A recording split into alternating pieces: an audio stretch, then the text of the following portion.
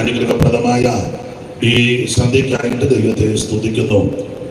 India Pentecost ദൈവസഭ എറണാകുളം സെന്ററിന്റെ ചുമതല വഹിക്കുന്ന ആദരണീയ കർത്തദാസൻ സണ്ണി അലക്സാണ്ടർ പാസ്റ്റർ, ഈ സ്ഥലസഭയുടെ ശുശ്രൂഷിക്കുന്ന ഈ കൺവെൻഷൻ നടത്താൻ മുൻനിരയിൽ നിൽക്കുന്ന പ്രിയ ബഹുമാനപ്പെട്ട ബിജു പാസ്റ്റർ, ഇവിടുത്തെ സഭാ വിശ്വാസികൾ, കൂട്ടുവേലക്കാർ, ഈ സെന്ററിലെ വിവിധ ഇടങ്ങളിൽ കർത്താവിൻ്റെ വേല ചെയ്യുന്ന വേദിയിലും സദസ്സിലുമായിരിക്കുന്ന ആദരണീയ കർത്തദാസന്മാർ, പ്രാർത്ഥനയോടെ ഈ പന്തലിൻ്റെ കീഴിൽ എത്തിച്ചേർന്നിരിക്കുന്ന ബഹുമാന്യ ദൈവമക്കൾ, ഗായക സംഘം, മൈക്ക് ഓപ്പറേറ്റ് ചെയ്യുന്നവരെ, ഇതിൻ്റെ മുമ്പിൽ അധ്വാനിച്ച് പ്രവർത്തിച്ചവർ, ഇന്ന് രാത്രിയിലെ യോഗാധ്യക്ഷൻ, ഏവർക്കും ഓൺലൈനിൽ ലോകത്തിൻ്റെ വിവിധ ഇടങ്ങളിൽ ഇരുന്ന ഈ ശുശ്രൂഷകളിൽ സംബന്ധിക്കുന്ന ബഹുമാന്യ ദൈവമക്കൾ, ഏവർക്കും ക്രിസ്തുയേശുവിൻ്റെ നാമത്തിൽ വീണ്ടും വന്ദനം. അവിടുന്ന് അനുവദിച്ചതുകൊണ്ട് ഇന്ന് രാത്രിയിലും നമുക്ക് ഒന്നിച്ചു കൂടുവാൻ ദൈവം കരുണ ചെയ്തല്ലോ. ഈ രാത്രിയിൽ ദൈവവചനത്തിൽ നിന്ന് ശാന്തമായിട്ട് നമുക്ക് ചിന്തിക്കാം. വളരെ പരിചിതമായ ഒരു തിരുവെഴുത്താണ് ഇന്ന് രാത്രിയിൽ വായിച്ചുകൊണ്ട് കേട്ടത്. 29-ാം സങ്കീർത്തനം 8-ാം വാക്യം. ഞാൻ ഇന്ന് രാത്രി ഉത്തമഗീതത്തെ അടിസ്ഥാനമാക്കി സംസാരിക്കണമെന്ന് ചിന്തിച്ചെങ്കിലും അതിന് എനിക്ക് ഇപ്പോൾ ഇവിടെ സമയം നിങ്ങൾ ധാരാളം തരുന്നു. എന്നിരുന്നാലും ആ വിഷയം എടുത്ത് അത് എൻ്റെ ശൈലി അനുസരിച്ച് പറയണമെങ്കിൽ ഏറെ സമയം വേണം. അപ്പം അതിന് ഞാൻ മുതിർന്നില്ല. ഇന്നലെയൊക്കെ ആണെങ്കിൽ ഞാനൊരു തരത്തിലാണ് ഒടുവിക്കൊണ്ട് ഒപ്പിച്ചു നിർത്തുന്നത്. അപ്പം അത് ബുദ്ധിമുട്ടായിട്ട് വരുന്നത് കൊണ്ട് അദ്ദേഹം പ്രാർത്ഥിച്ച കൂട്ടത്തിൽ വാചകം പറഞ്ഞപ്പോൾ 1-2 പദങ്ങൾ പറഞ്ഞല്ലോ യഹോവയുടെ ശബ്ദത്തെ പറ്റി. പെട്ടെന്ന് ഇതിൽ നിന്ന് ഇന്ന് രാത്രി സംസാരിക്കാമെന്നൊരു ചിന്ത വന്നു. ഉത്തമഗീതമാണ് ഞാൻ ധ്യാനിച്ച് ചിന്തിച്ചു വന്നത്. എന്നാൽ സമയത്തെയും കൂടെ കണക്കിലെടുത്തു. നാളെ സഭായകമുള്ളതാണ്. അപ്പോൾ അതെല്ലാം കൂടെ അദ്ദേഹം ചില കാര്യങ്ങൾ പറഞ്ഞല്ലോ, അതെല്ലാം കൂടെ ഞാനും ഒന്ന് കണക്കിലെടുത്തു. അപ്പോൾ അതുകൊണ്ട് ഈ സങ്കീർത്തന ഭാഗത്ത് നിന്ന് പെട്ടെന്ന് സംസാരിക്കണമെന്ന് പ്രേരണ ലഭിച്ചു. വളരെ പരിചിതമായ സങ്കീർത്തന ഭാഗമാണ് 29-ാം സങ്കീർത്തനം 8-ാം വാക്യം. ഒരിക്കൽ കൂടി വായിച്ച് സഹായിക്കണമെന്ന് അപേക്ഷിക്കുന്നു. യഹോവയുടെ ശബ്ദം മരുഭൂമിയെ നടുക്കുന്നു, യഹോവ കാദേശ് മരുവിനെ നടുക്കുന്നു. വൈദികോടും കായമോഘാതികളോടും പോരടിച്ചടി മയത് പെട്ടുപോയി ഞാൻ.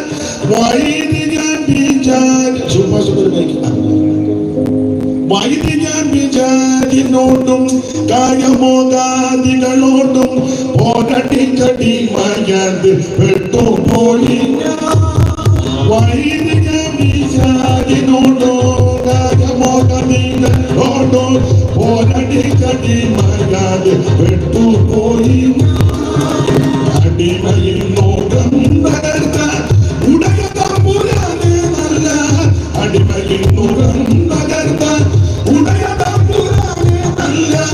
ഇടയനെ ഒരേ ഞാൻ അടിയനെ കൺപാർക്കാതെ യേശുവേ കരുണാസനപതിയേ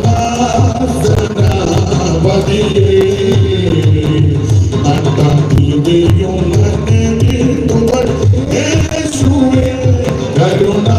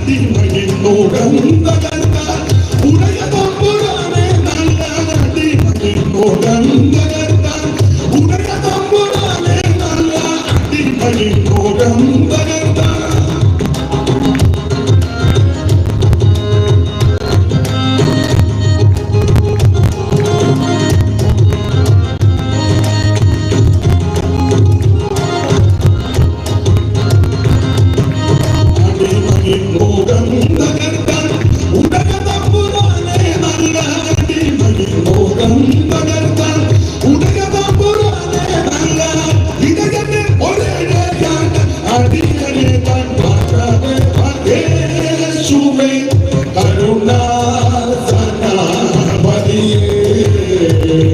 നട്ടമിരിയും മണ്ണെ വീട്ടുവൾ യേശുവേ കരുണാസനാപതിയേ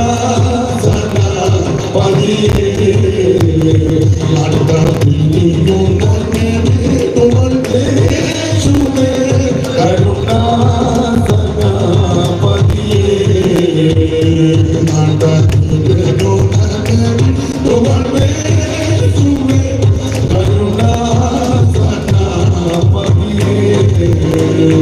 നട്ടമിരിയും മണ്ണെ വീട്ടുവൾ യേശുവേ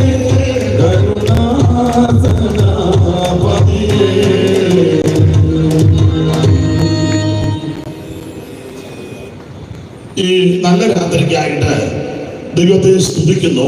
എല്ലാ പ്രിയപ്പെട്ടവരെയും കർത്താവ് അനുഗ്രഹിക്കട്ടെ.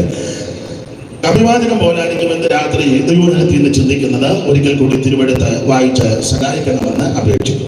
യഹോവയുടെ ശബ്ദം മരുഭൂമിയെ നടുക്കുന്നു. യഹോവ കാദേശ് മരുവിനെ നടുക്കുന്നു. വളരെ പരിചിതമായ തിരുവെടുത്താണ് ഇന്ന് രാത്രിയിലെ തിരുവചന ചിന്തയ്ക്ക് അടിസ്ഥാനമായിട്ട് വായിച്ചത്. പ്രാരംഭ ദിവസം ശ്രേഷ്ഠ പ്രതിജ്ഞ കൂടി ശക്തമായ ദൂത് ദൈവം അറിയിച്ചല്ലോ. ഇന്നലെ രാത്രിയിലും അവിടുന്ന് അനുവദിച്ചതുകൊണ്ട് ഇന്ന് വൈകിയ വേളയിലും നമുക്ക് ഒന്നിച്ച് ദൈവവചനം ശുശ്രൂഷിപ്പാൻ ദൈവം തരുന്ന വിലപ്പെട്ട അവസരത്തിനായിട്ട് ദൈവത്തിന് മഹത്വം.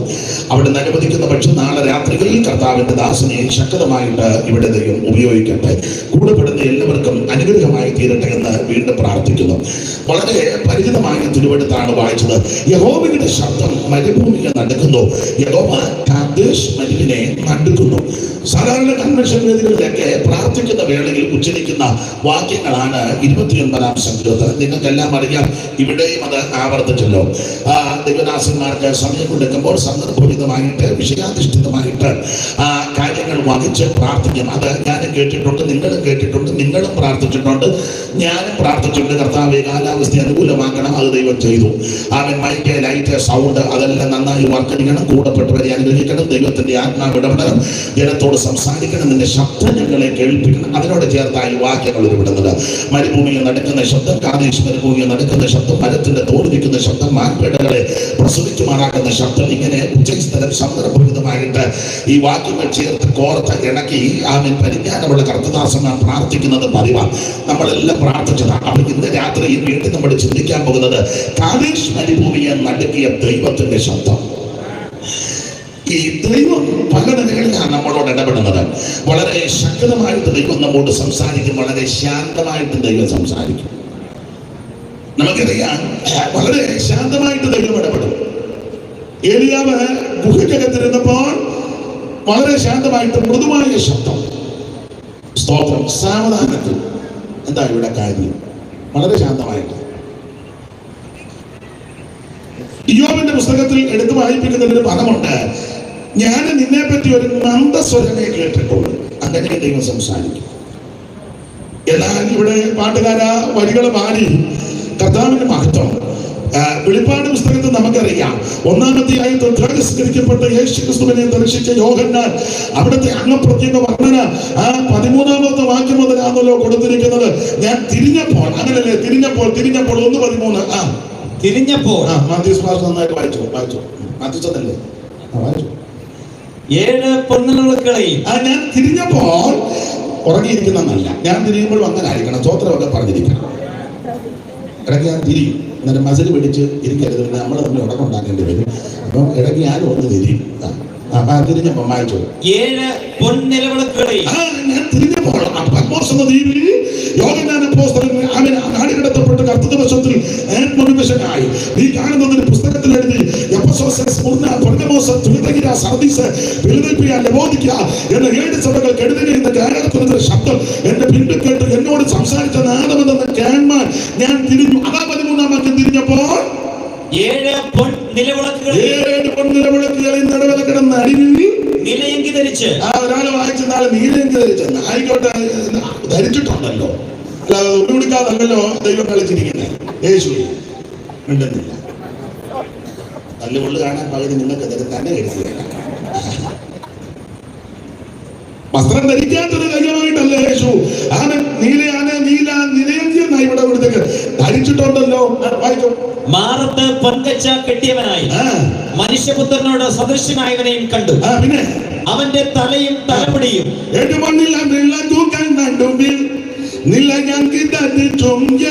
നക്ഷത്രം വലം കയ്യിൽ മാറിൽ പൂണ്ടും വായിലും പോലെ തന്നെ ഉള്ള മാനവ മകനെ സ്തുതിപ്പിൻ യേശുദേവനെ. ഹല്ലേലൂയ പാടി സ്തുതിപ്പിൻ യേശുദേവനെ. ആളുകൾ ഉലകിൽ കാറ്റി പഠിപ്പിച്ച നല്ല പിച്ചലൊത്തൊട്ട് ചേലോട്ട് മുഖ പാവനാദിക്കുന്ന കത്തിയോട് പ്രകാശിക്കും പോലെ മുടി പോലെ ഇരിക്കുന്ന സ്തുതിപ്പിൻ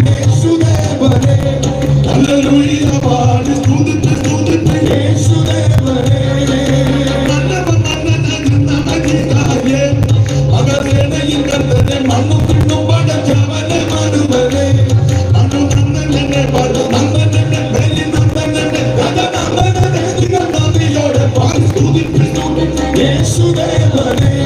ഹല്ലേലൂയ പാടി സ്തുതിപ്പിൻ യേശുദേവനെ. ഈ വെളിപ്പാട് പുസ്തകം 1-ാം അധ്യായത്തിൽ തിരസ്കരിക്കപ്പെട്ട യേശു ക്രിസ്തു ആ ക്രിസ്തുവിനെ കാണുകയാൽ തിരിഞ്ഞപ്പോൾ 7 നക്ഷത്രം വലകിൽ പിടിച്ച് 7 പൊൻ നിലവിളക്കണ നടുവിൽ നിലയങ്കി ധരിച്ച് മാറത്ത് പൊൻകച്ച കെട്ടിയവനായി മനുഷ്യപുത്രനോട് സദൃശനായവനെയും കണ്ടു. അവന്റെ തലയും തലമുടിയും വെളുത്ത പഞ്ഞി പോലെ ഹിമത്തോളം വെള്ളയും. അങ്ങനെയുള്ള ആൾക്കാരുണ്ട്. ആയിക്കോട്ടെ, കൊച്ചുമക്കളും അവിടെ മക്കളാകാൻ തുടങ്ങി ഇപ്പോൾ കൊച്ചു കളിച്ച് നടക്കുക. നാളെ പറഞ്ഞു അങ്ങനെ വാക്കുകൊണ്ട് തിരിഞ്ഞ് ശിശുക്കളെ പോലെ ആയിക്കോട്ടെ. അവന്റെ തലയും തലമുടിയുമല്ല വെളുത്ത പഞ്ഞി പോലെ ഹിമത്തോളം വെള്ളയും. പിന്നെ കണ്ണ് അഗ്നിജ്വാലയ്ക്ക് ഒത്തതും. ഒന്നും മറഞ്ഞിരിക്കുന്നില്ലെന്നാ പറഞ്ഞതിന്റെ അർത്ഥം. പിന്നെ കാൽ ഉലയിൽ ചുട്ടുപഴിപ്പിച്ച വെള്ളോട്ടിന്റെ സദൃശവും അവന്റെ ശബ്ദം പെരുവെള്ളത്തിന്റെ ഇരച്ചിൽ പോലുള്ള ശബ്ദം. അപ്പോൾ ഇന്ന് രാത്രി എന്നെ കേൾക്കുന്ന പ്രിയരെ, ശാന്തമായി നിങ്ങൾ സംസാരിക്കും, സാവധാനത്തിൽ സംസാരിക്കും, മൃദുവായി സംസാരിക്കും, മന്ദസ്വരത്തിൽ സംസാരിക്കും. അപ്പോൾ തന്നെ അവിടെ നിന്ന് ശക്തമായിട്ട് ഇടപെടും. പെരുവെള്ളത്തിന്റെ ഇരച്ചിൽ പോലുള്ള ശബ്ദം. ഇന്ന് രാത്രി ഒരു കാര്യം പറയാ, ഏത് നിലയിൽ ഇടപെട്ടാൽ ഏറ്റെടുക്കുന്നവർക്ക് ഇന്ന് രാത്രി അനുഗ്രഹമാണ്. ഈ രാത്രി അരിമനാഥം നമ്മുടെ നടുവിലുണ്ട്. 2-3 വരുന്ന നാമത്തിൽ എവിടെ കൂടിയാലും നടുവിൽ വന്ന് അരുളി ചെയ്ത നസറായന്റെ കാലിന്റെ ശബ്ദം, നടപ്പിന്റെ ശബ്ദം കേൾക്കുന്ന ദൈവമക്കളെ ഓർത്ത് ഇന്ന് രാത്രി ദൈവത്തെ സ്തുതിക്കുക. ശക്തമായിട്ട് ദൈവം നിന്നോട് ഇടപെടും, ശാന്തമായിട്ട് ഇടപെടും. എങ്ങനെ ഇടപെട്ടാലും ഏറ്റെടുത്ത് അനുസരിച്ചാൽ നമുക്കത് അനുഗ്രഹിക്കണം.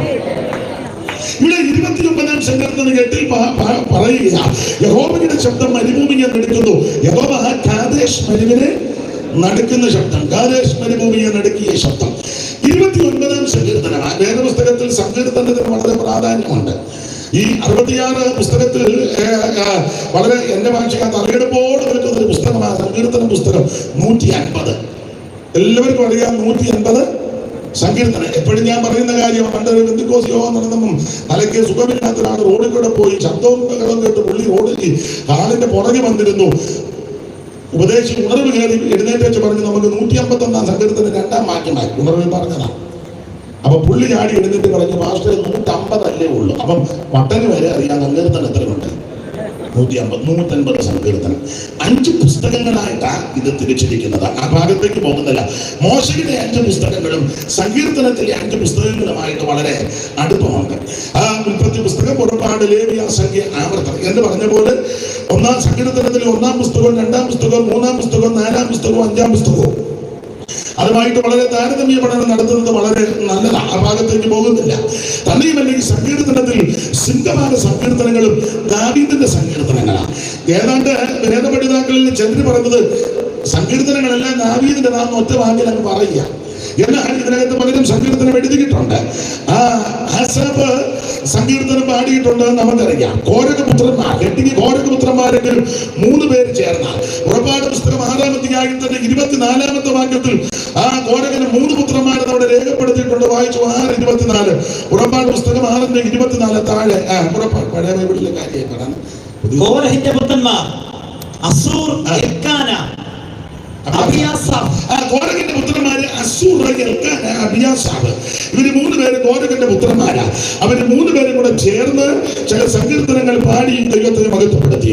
അതുപോലെ തന്നെ ആസാഫിന്റെ സങ്കീർത്തനം, യെദൂഥൂന്റെ സങ്കീർത്തനം, ഹേമാൻ പാടിയ സങ്കീർത്തനം, അതുപോലെ ശലോമോന്റെ 1-2 സങ്കീർത്തനങ്ങള്, പടീനിമത്തിന്റെ മധ്യസ്ഥനാകുന്ന മോശ പ്രാർത്ഥിച്ച 90-ാമത്തെ സങ്കീർത്തനം.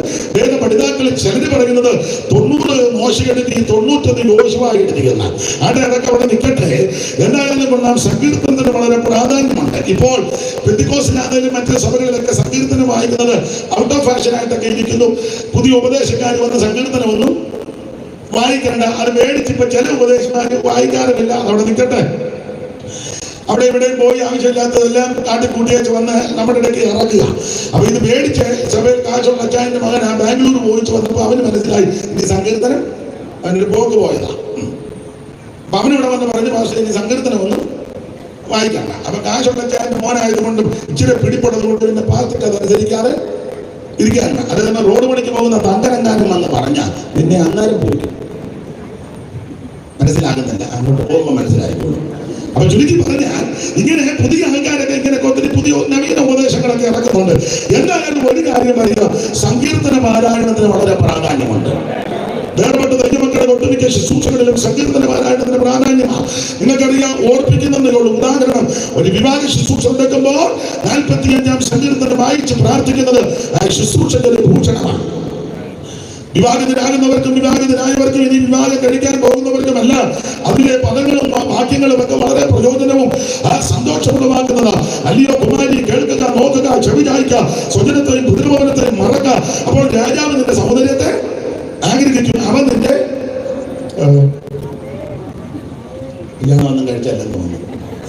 അന്ന് വായിച്ചതാണ് 45. ഭാഷ അന്നേരം അതൊന്നും ഓർത്തില്ല, വേറെ വിഷയം ചിന്തിച്ച് ഇരിക്കുകയാണ്. 45 Antapurati Chantamera Jomamula Antapurati Chantamera Jomamula Yantupati Purna Yami Mari Anilu Mastram Konkasam Kontore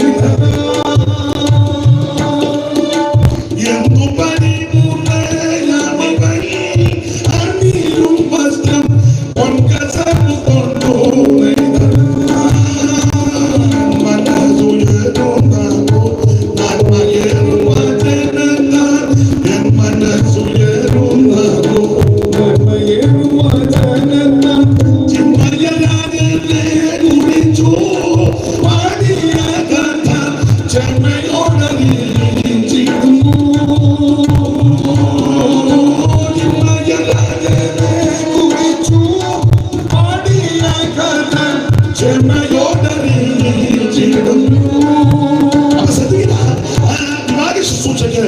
സങ്കീർത്തനം വായിക്കുന്നത് ഒരു ഭൂഷണമാണ്. അതുപോലെ നമ്മുടെ സ്നേഹിതർ, വേണ്ടപ്പെട്ടവർ, പ്രിയപ്പെട്ടവർ മൺമറയുമ്പോൾ ആ ശുശ്രൂഷ സമയത്ത് 90-ാം സങ്കീർത്തനം വായിച്ച് പ്രാർത്ഥിച്ച് സമയമുണ്ടെങ്കിൽ സന്ദർഭോചിതമായി അതിലെ വാക്യങ്ങളെ അടിസ്ഥാനമാക്കി പ്രബോധിപ്പിക്കുന്നതും സംസാരിക്കുന്നതും ദുഃഖിതർക്ക് ആശ്വാസവും പ്രത്യാശയ്ക്കും ധൈര്യത്തിന് ഒതുക്കും. അപ്പോൾ ഒരു കുഞ്ഞിനെ പ്രാർത്ഥിച്ച് സമർപ്പിക്കുമ്പോൾ ഒരു സങ്കീർത്തനം വായിക്കുന്ന തെറ്റൊന്നുമല്ല. ഒരു ഭവനം ദൈവം നമുക്ക് തന്നു, നമ്മുടെ നിത്യഭവനം അവിടെ ആണെങ്കിലും മറ്റേ ശീത ഉഷ്ണവും മറ്റ് ക്ലേശങ്ങളും കെടുതികളും ഹേശാണ് മരണം വരെ നാഗളതുണി വരെ ഈ ഭൂമിയിൽ പാർക്കാൻ യോഗ്യമായ ഒരു ഭവനം ആവശ്യമാണ്. ആ ഭവനം നമുക്ക് തരുമ്പോൾ ദൈവമക്കളും ദൈവദാസന്മാരും ഒന്നിച്ചു കൂടി ഒരു സങ്കീർത്തനം വായിച്ച് പ്രാർത്ഥിക്കുന്നത് തെറ്റൊന്നുമല്ല, അത് ദോഷമൊന്നുമല്ല. അത് തന്നെയാണ് നല്ലതും. സങ്കീർത്തനം വായിക്കുന്നതാണ് അതൊക്കെ നല്ലത്. വീടിന്റെ പുറത്തേക്ക് അതാ നല്ലത്. പിന്നെ ദൈവത്തിന്റെ മഹത്വം. നിന്റെ കൈകളുടെ അധ്വാനം വരെ നീ ഭാഗ്യവാൻ, നിനക്ക് നന്മ വരെ നിന്റെ ഭാര്യ നിന്റെ വീട്ടിൽ. എങ്ങനെയാണെന്നൊക്കെ ദൈവം അറിയുന്നു. എന്നാലും ഈ സങ്കീർത്തനം വായിച്ച് പ്രാർത്ഥിച്ച് പ്രതിഷ്ഠിക്കുന്നത് ഒരു അനുഗ്രഹമാണ്. ദൈവത്തിന് മഹത്വം ഉണ്ടാകട്ടെ. നമ്മുടെ കൂട്ടു സഹോദരങ്ങളിലെ കുഞ്ഞുങ്ങൾ ഒരു ദൂരയാത്ര, വിദേശയാത്ര, വിദൂരയാത്ര പോകുമ്പോൾ ദൈവദാസനോട് പറയും, മാസ്റ്റർ ഒന്ന് പ്രാർത്ഥിക്കണേ, ഇന്ന ദിവസം ഇത്രാം തീയതി ഇന്ന സമയത്ത് വീട്ടിൽ നിന്ന് എയർപോർട്ടിലോട്ട് പോകും. അപ്പോൾ ദൈവദാസന്മാർ, ഈ മുടക്കുള്ള ദൈവദാസന്മാരെ എന്ന സമയത്തേക്ക് വിളിച്ചെടുത്ത് ഉടക്കാം. ചിലരുമായിട്ട് ഉടക്കുള്ളവരുണ്ട്. ഉടക്കാണെങ്കിൽ ഇറങ്ങുന്ന ടൈമിലേ ഇല്ലുള്ളൂ. പറയും, കുട്ടി എനിക്ക് കുമ്പനാട്ട് പോകണം, പെട്ടെന്ന് പ്രാർത്ഥിച്ചു. അങ്ങനെയുള്ള വിദ്വാൻമാരുമുണ്ട്. എന്നാൽ യോജിപ്പാണെങ്കിൽ 1 മണിക്കൂറെങ്കിലും മുമ്പ് ചെന്ന് ഒത്തിരി കാര്യം യോഗ്യമൊക്കെ ചോദിക്കും. ആരാ കൊണ്ടുപോകുന്നത്, എങ്ങോട്ടാ പോകുന്നത്, വിസ എല്ലാം ഓക്കെ ആണോ, ടിക്കറ്റ് ശരിയാണോ, പാസ്പോർട്ട് ഒക്കെ എടുത്തോണം, മറക്കരുത്. അവിടെ ചെന്നിറങ്ങുമ്പം അവിടുത്തെ പൈസ വല്ലതും ഉണ്ടെങ്കിൽ കരുതിക്കോട്ടെ, ഇല്ലെങ്കിൽ ഞാൻ തരാം. ആരാ എയർപോർട്ടിൽ പെടുന്ന ആരുമില്ല, എൻ്റെ വണ്ടിയെ ഞാൻ അതൊക്കെ യോജിപ്പാണെങ്കിൽ, അല്ലെങ്കിൽ പറയാം ഞാൻ പെട്ടെന്ന് മുന്നോട്ട് പോകാം. എന്തായാലും വേണ്ട, അങ്ങനെ അവരുമായിട്ട് യോജിച്ച് ഇരിക്കുന്നവർ നേരത്തെ ചെന്ന് സമയമുണ്ടെങ്കിൽ 2 ശീലം പാട്ട് പാടി ഒരു സങ്കീർത്തനം വായിച്ച് പ്രാർത്ഥിച്ച വ്യക്തിയെ യാത്രയാക്കുന്നത് വളരെ അനുഗ്രഹമാണ്. യഹോവ നിന്റെ ഗമനത്തെയും ആഗമനത്തെയും ഇന്ന് മുതൽ പരിപാലിക്കും. അപ്പോൾ വീട്ടിലുള്ളവർക്കും യാത്ര പോകുന്നവർക്കും എല്ലാം ഒരു ധൈര്യമാ, ഗമനത്തിലും ആഗമനത്തിലും എന്റെ ദൈവം കൂടെ ഉണ്ട്. അപ്പോൾ സന്ദർഭോചിതമായിട്ട് സങ്കീർത്തനം വായിച്ച് പ്രാർത്ഥിക്കുന്നത്. അതുകൊണ്ട് ആരെങ്കിലും സഭയിൽ വന്ന് സങ്കീർത്തനം വായിക്കരുത്. ആ സങ്കീർത്തനം തെറ്റ ഏതോ ഒരു വട്ടം പറഞ്ഞു ഇതെല്ലാം കൂടെ കീറിക്കളയാൻ. പഴയ നിയമം ഇവനെല്ലാം മുതുവട്ടാണ്. പഴയ നിയമം കീറിക്കളയാൻ. കേട്ടായിരുന്നു അങ്ങനെ വലിയൊരു പറയുന്നത്.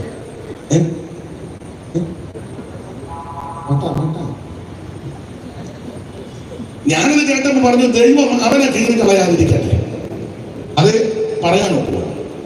വേറൊരുത്തൻ പറഞ്ഞു, ഇത് രണ്ടും കൂടെ ഒന്നിച്ച് കുത്തിക്കെട്ടിയത് ആരാണ്? ഏതാ പഴയ നിയമവും അവൻ അതാ അറിയേണ്ടത്. ഇത് രണ്ടും ഒന്നിച്ച്. അന്നേരം ഞാൻ പറഞ്ഞു അവനെ കുത്തിക്കെട്ടാതിരിക്കട്ടെ, അല്ലാതെ ഇപ്പൊ ഞാനല്ല. എടാ പൊട്ടാ, ഇത് ദൈവത്തിന്റെ വചനമാണ്. ഉൽപ്പത്തി പുസ്തകം 1-ാം അധ്യായത്തിന്റെ 1-ാം വാക്യം മുതൽ വെളിപ്പാട് പുസ്തകം 22-ന്റെ ഒടുവിലത്തെ വാക്യം വരെ തിരുവെടുത്താണ്. ഇത് ദൈവത്തിന്റെ വചനമാണ്. എല്ലാ തിരുവെടുത്തും ദൈവശ്വാസ്യമാണ്. ഉൽപ്പത്തി പുസ്തകം മുതൽ വെളിപ്പാട് പുസ്തകം വരെ 66 പുസ്തകത്തിലും കൂടെ ഒന്ന് ഓടി നടന്നാൽ കാണാവുന്ന ഒരേ ഒരു വ്യക്തി നസറയനാകുന്ന യേശു. ഇതിലെ പ്രതിപാദ്യ പുരുഷൻ നസറയനാകുന്ന യേശു ക്രിസ്തു. ഇതിലെ പ്രതിപാദ്യ വിഷയം 66 പുസ്തകത്തിലെ പ്രധാനപ്പെട്ട വിഷയം മനുഷ്യവർഗത്തിന്റെ രക്ഷ. പൗലോസ് വളരെ സ്പഷ്ടമായി പറഞ്ഞു, സകല മനുഷ്യർക്കും രക്ഷാകരമായ ദൈവകൃപ ഉദിച്ചുവല്ലോ. ഇതിലെ പ്രധാനപ്പെട്ട വ്യക്തി യേശു ക്രിസ്തു. 66 പുസ്തകത്തിലെയും പ്രധാന വ്യക്തി യേശു ക്രിസ്തു. ഇതിലെ പ്രധാനപ്പെട്ട വിഷയം മനുഷ്യവർഗത്തിന്റെ രക്ഷ. ഇനി ഇതിലെ ശുശ്രൂഷയുടെ വിധങ്ങൾ എന്നാന്ന് ചോദിച്ചാൽ അടിയും കേസും ബഹളവും ഒന്നുമല്ല, നിരപ്പിന്റെ ശുശ്രൂഷ. അതാ ശുശ്രൂഷ, നിരപ്പിന്റെ. അങ്ങനെ ആണല്ലോ അവൻ ഇരുപക്ഷത്തെയും ഒന്നാക്കി. CPM-കാര് പാടുന്ന ഒരു പാട്ടുണ്ട്, ആരെങ്കിലും വന്നിട്ടുണ്ടെങ്കിൽ കൂടെ പാടിക്കോ. നിരപ്പിൻ ശുശ്രൂഷ ഞാൻ താതനോടൊന്നാക്കുവാൻ വേർപാടിന്റെ നടുചുവർ ഇടിച്ചുവല്ലോ. നിരപ്പിൻ ശുശ്രൂഷയാൽ താതനോടൊന്നാക്കുവാൻ വേർപാടിന്റെ നടുചുവർ ഇടിച്ചുവല്ലോ. സ്വയമതിലില്ല ഭയമതിലില്ല, സ്വയമതിലില്ല ഭയമതിലില്ല. താതന്തൻ ഗീതത്ത് തികപതിനായി. സ്വയമതിലില്ല ഭയമതിലില്ല. താതന്തൻ ഗീതത്ത് തികപതിനായി. ഇത് നിരപ്പിന്റെ ശുശ്രൂഷയാണ്. ഈ 66 പുസ്തകത്തിലെ പ്രതിപാദ്യ പുരുഷൻ നസ്രയനാകുന്ന യേശു ക്രിസ്തു. ഈ 66 പുസ്തകത്തിലെ പ്രതിപാദ്യ വിഷയം മനുഷ്യവർഗത്തിന്റെ രക്ഷ. ഇതിനകത്തെ പ്രധാനപ്പെട്ട ശുശ്രൂഷ ഇത് നിരപ്പിന്റെ ശുശ്രൂഷ. കലക്കത്തിൻ്റെതല്ല, വാക്കുവാദത്തിന്റെയും വൈരാഗ്യത്തിന്റെയും ഒന്നുമല്ല ശുശ്രൂഷയല്ല. കടിച്ചു കീറാനും കടിച്ചു തിന്നാനുമുള്ള ശുശ്രൂഷയല്ല. ഇത് നിരപ്പിന്റെ ശുശ്രൂഷയാണ്. ശത്രുക്കളും ദോഷികളും അക്രമികളും അനീതിയിൽ രസിച്ചവരും നാനാ മോഹങ്ങൾക്കും ഭോഗങ്ങൾക്കും അവൻ ജീവിച്ച എന്നെയും നിങ്ങളെയും യേശു ക്രിസ്തു തെരഞ്ഞെടുത്ത് ഈ മഹത്വകരമായ ഈ കൃപകൾ കൊണ്ടുവന്ന് ദൈവകൃപ ഓർത്ത് ഇന്ന് രാത്രി ദൈവത്തിന് മഹത്വം കൊടുക്കുക. അതായത് ശുശ്രൂഷ. അതുകൊണ്ട് വേദപുസ്തകത്തിലെ ഏത് ഭാഗവും വായിക്കാം, ഏത് ഭാഗത്തിനും ശുശ്രൂഷിക്കാം. അവിടെ ആ ഭാഗം അങ്ങനെ വിടുക. ദൈവത്തിന് ഇതുപോലെ ഒത്തിരി ഉപദേശങ്ങളുണ്ട്. ആ ഭാഗത്തേക്ക് ഇപ്പൊ പോകുന്നില്ല. ഈ ചന്ദ്രന്റെ ചുമതല വഹിക്കുന്ന കർത്തദാസനൊക്കെ നന്നായി പറയുന്നയാളാണെന്ന് എനിക്ക് ബോധ്യപ്പെട്ടത് കൊണ്ട് ഞാൻ ഇപ്പൊ അങ്ങോട്ട് കയറി കയ്യിൽ വെക്കുന്നില്ല. കർത്താവിന് മഹത്വം ഉണ്ടാകട്ടെ. അത് ഇത് രാത്രി വായിച്ചത് 29-ാം സങ്കീർത്തനം 8-ാം വാക്യം.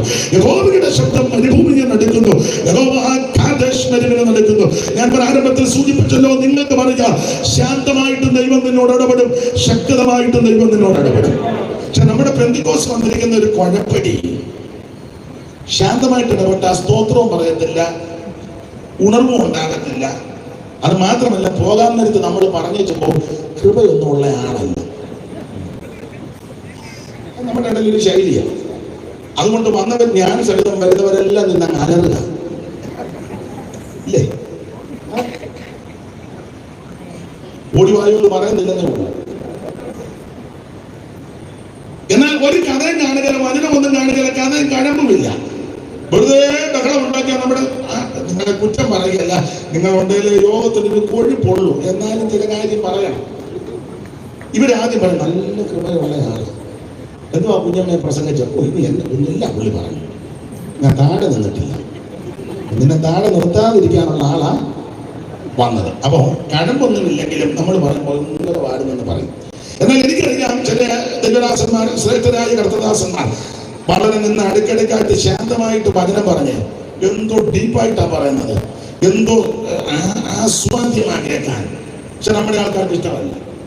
ഉടനെ അവർ പറയും കൃപയില്ല, അഭിഷേകമില്ല, കൃപ പോയ ആളാ എന്നൊക്കെ ഒരു ചിന്ത നമുക്കുണ്ട്.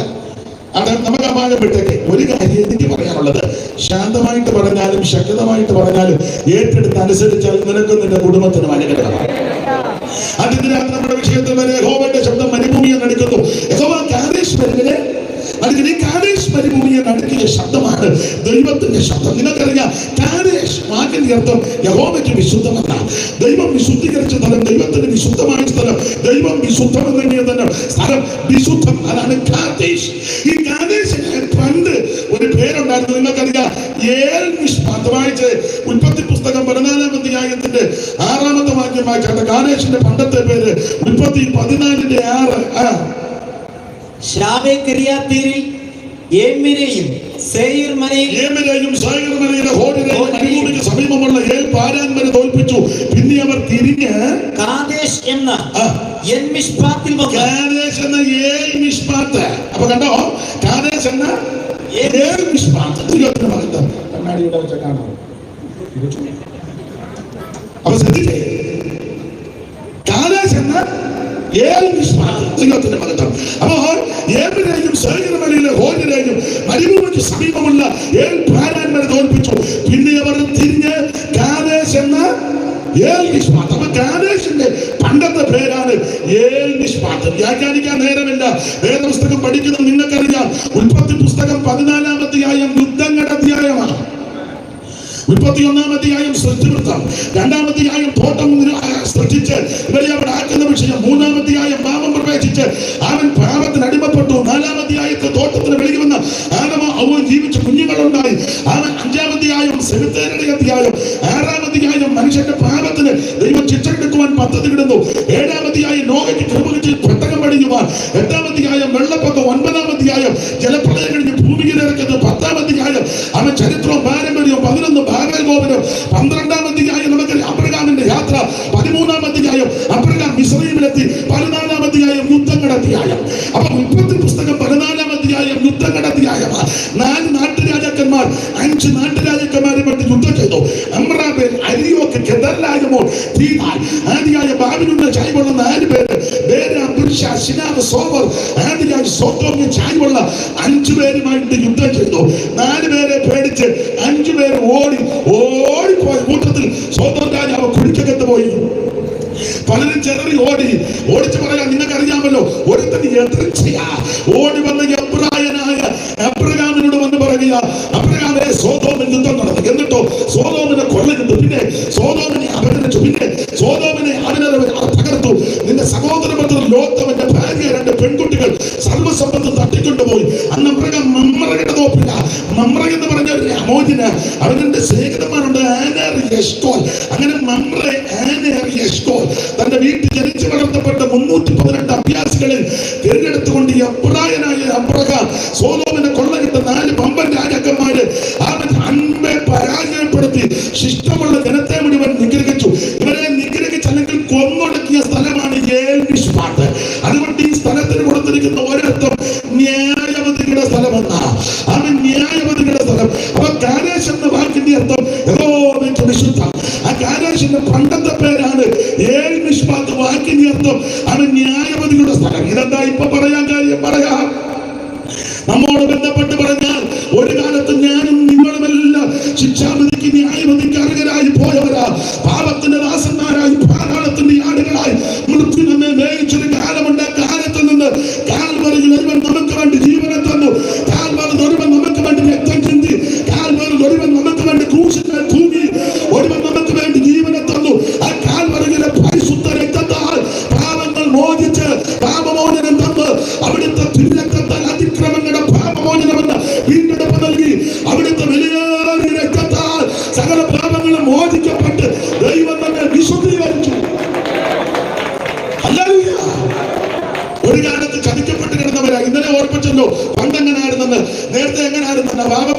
ആൾക്കാരെ പാതാളത്തിന്റെ ആടുകളായി മൃത്യുവാദങ്ങളെ മേയിച്ചോണ്ടിരുന്നത്.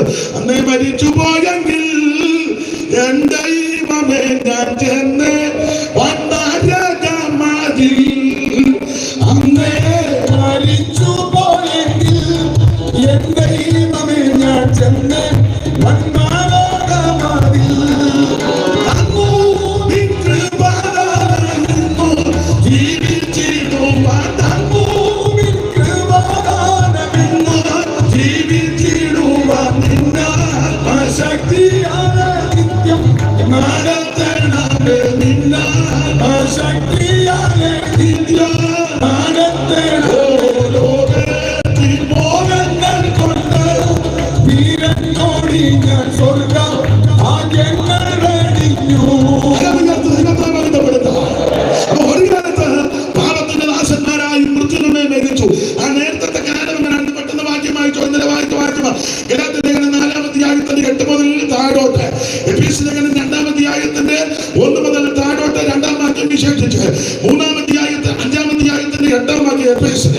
അതുപോലെ തീത്തോസ് 3:3, പത്രോസിന്റെ 1-4 മുതൽ കീഴ്പോട്ടുള്ള വാക്യങ്ങൾ അത്രമായ വാക്യം പിന്നെ പറയാം. ഗലാത്യ ലേഖനം 4:8 മുതൽ. എന്നാൽ അന്ന് നിങ്ങൾ ദൈവത്തെ അറിയാതെ, അജ്ഞതയുടെ കാലം, അവൻ മുൻകാലം, പഴയകാലം, അറിയായ്മയുടെ കാലം, അങ്ങനെ ആ പുസ്തകത്തിൽ കൊടുത്തിരിക്കുന്നത്. ഈ കൃപയിൽ വരുന്നതിന് മുമ്പ് നമ്മുടെ കാലം അറിയായ്മയുടെ കാലമാണ്. അജ്ഞാനകാലം, അജ്ഞാനകാലം, പണ്ടത്തെ കാലം, പൂർവ്വകാലം, മുൻകാലം, പഴയകാലം, അതായിരുന്നു പണ്ടത്തെ കാലം. ആ കാലത്ത് എങ്ങനെയായിരുന്നു? എന്നാൽ അന്ന് രക്ഷിക്കപ്പെടുന്നതിന് മുമ്പ് അന്ന് നിങ്ങൾ, നമ്മുടെ കാര്യമാ, നിങ്ങൾ ദൈവത്തെ അറിയാതെ എന്ന് പറഞ്ഞാൽ സത്യദൈവം ഏതാണെന്ന് അറിയത്തില്ല.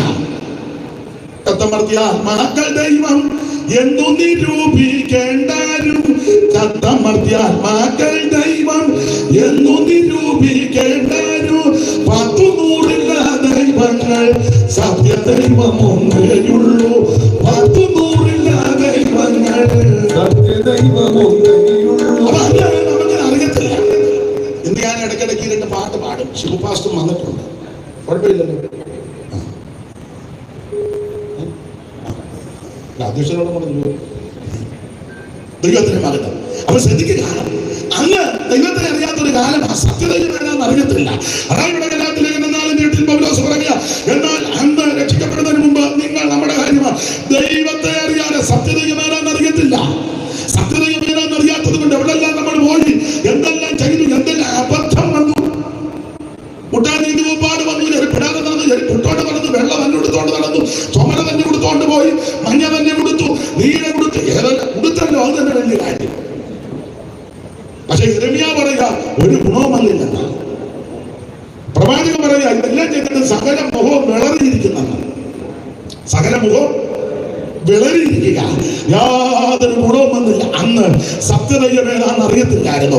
അതാ പറയുക, എന്നാൽ അന്ന് നിങ്ങൾ ദൈവത്തെ അറിയാതെ സത്യദൈവമേതെന്ന് അറിയാതെ പിന്നെ സ്വഭാവത്താൽ ദൈവങ്ങളല്ലാത്തവർക്കെല്ലാം അടിമപ്പെട്ടിരുന്നു. രാമപുരത്ത് വാര്യലെ കുഞ്ഞാലവൃത്തത്തിന്റെ പ്രാരംഭ ഭാഗത്ത് 1-2 വരി എഴുതിയത് ഇങ്ങനെ: 33 കോടി ദേവന്മാരും ഇന്ന് മൂർത്തിയായി മുപ്പാരിന്നു വിളക്കുമായി.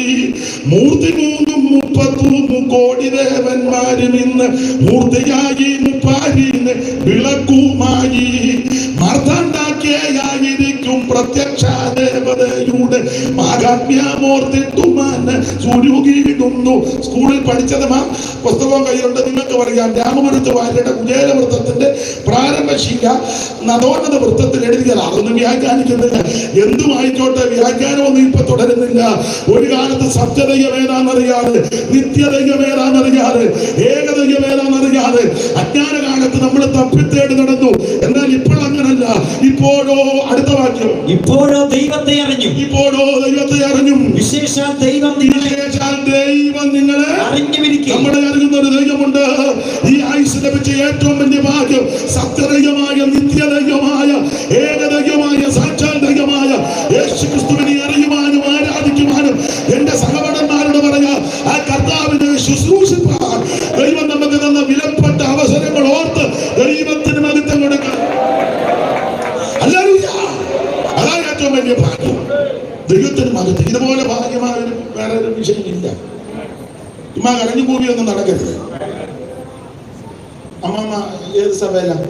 നിന്റെ കൂടെ ഒരു പൂഞ്ഞാൻ പോലും വരികയല്ല. കരഞ്ഞു കൂവിയല്ല പറയേണ്ടത്. ഞാൻ പെന്തിക്കോസില്ല, ദൈവത്തിന് മനുത്താണ്, എന്റെ ദൈവം എന്നെ രക്ഷിച്ചു.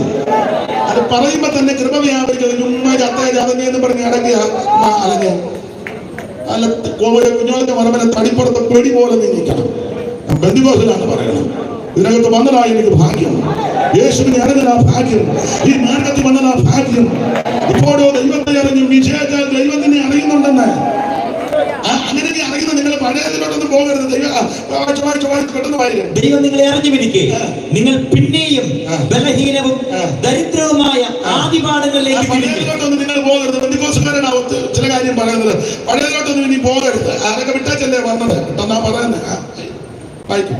അവയ്ക്ക് പുതുതായി അടിമപ്പെടുവാൻ ഇച്ഛിക്കുന്നത്. നിങ്ങൾ വീട്ടിലൊക്കെ പോയി അടിമപ്പെടുന്നത്. അടുത്ത വാക്യം, നിങ്ങൾ ദിവസങ്ങളും മാസങ്ങളും കാലങ്ങളും ആണ്ടുകളും പ്രമാണിക്കുന്നു. ഞാൻ എപ്പോഴും പറയുന്ന കാര്യമായി. ഇന്ന് എല്ലാവരും കൂടെ കയ്യിലോട്ട് കിട്ടിയതുകൊണ്ട് ഒന്നുകൂടെ അങ്ങ് പറയുക.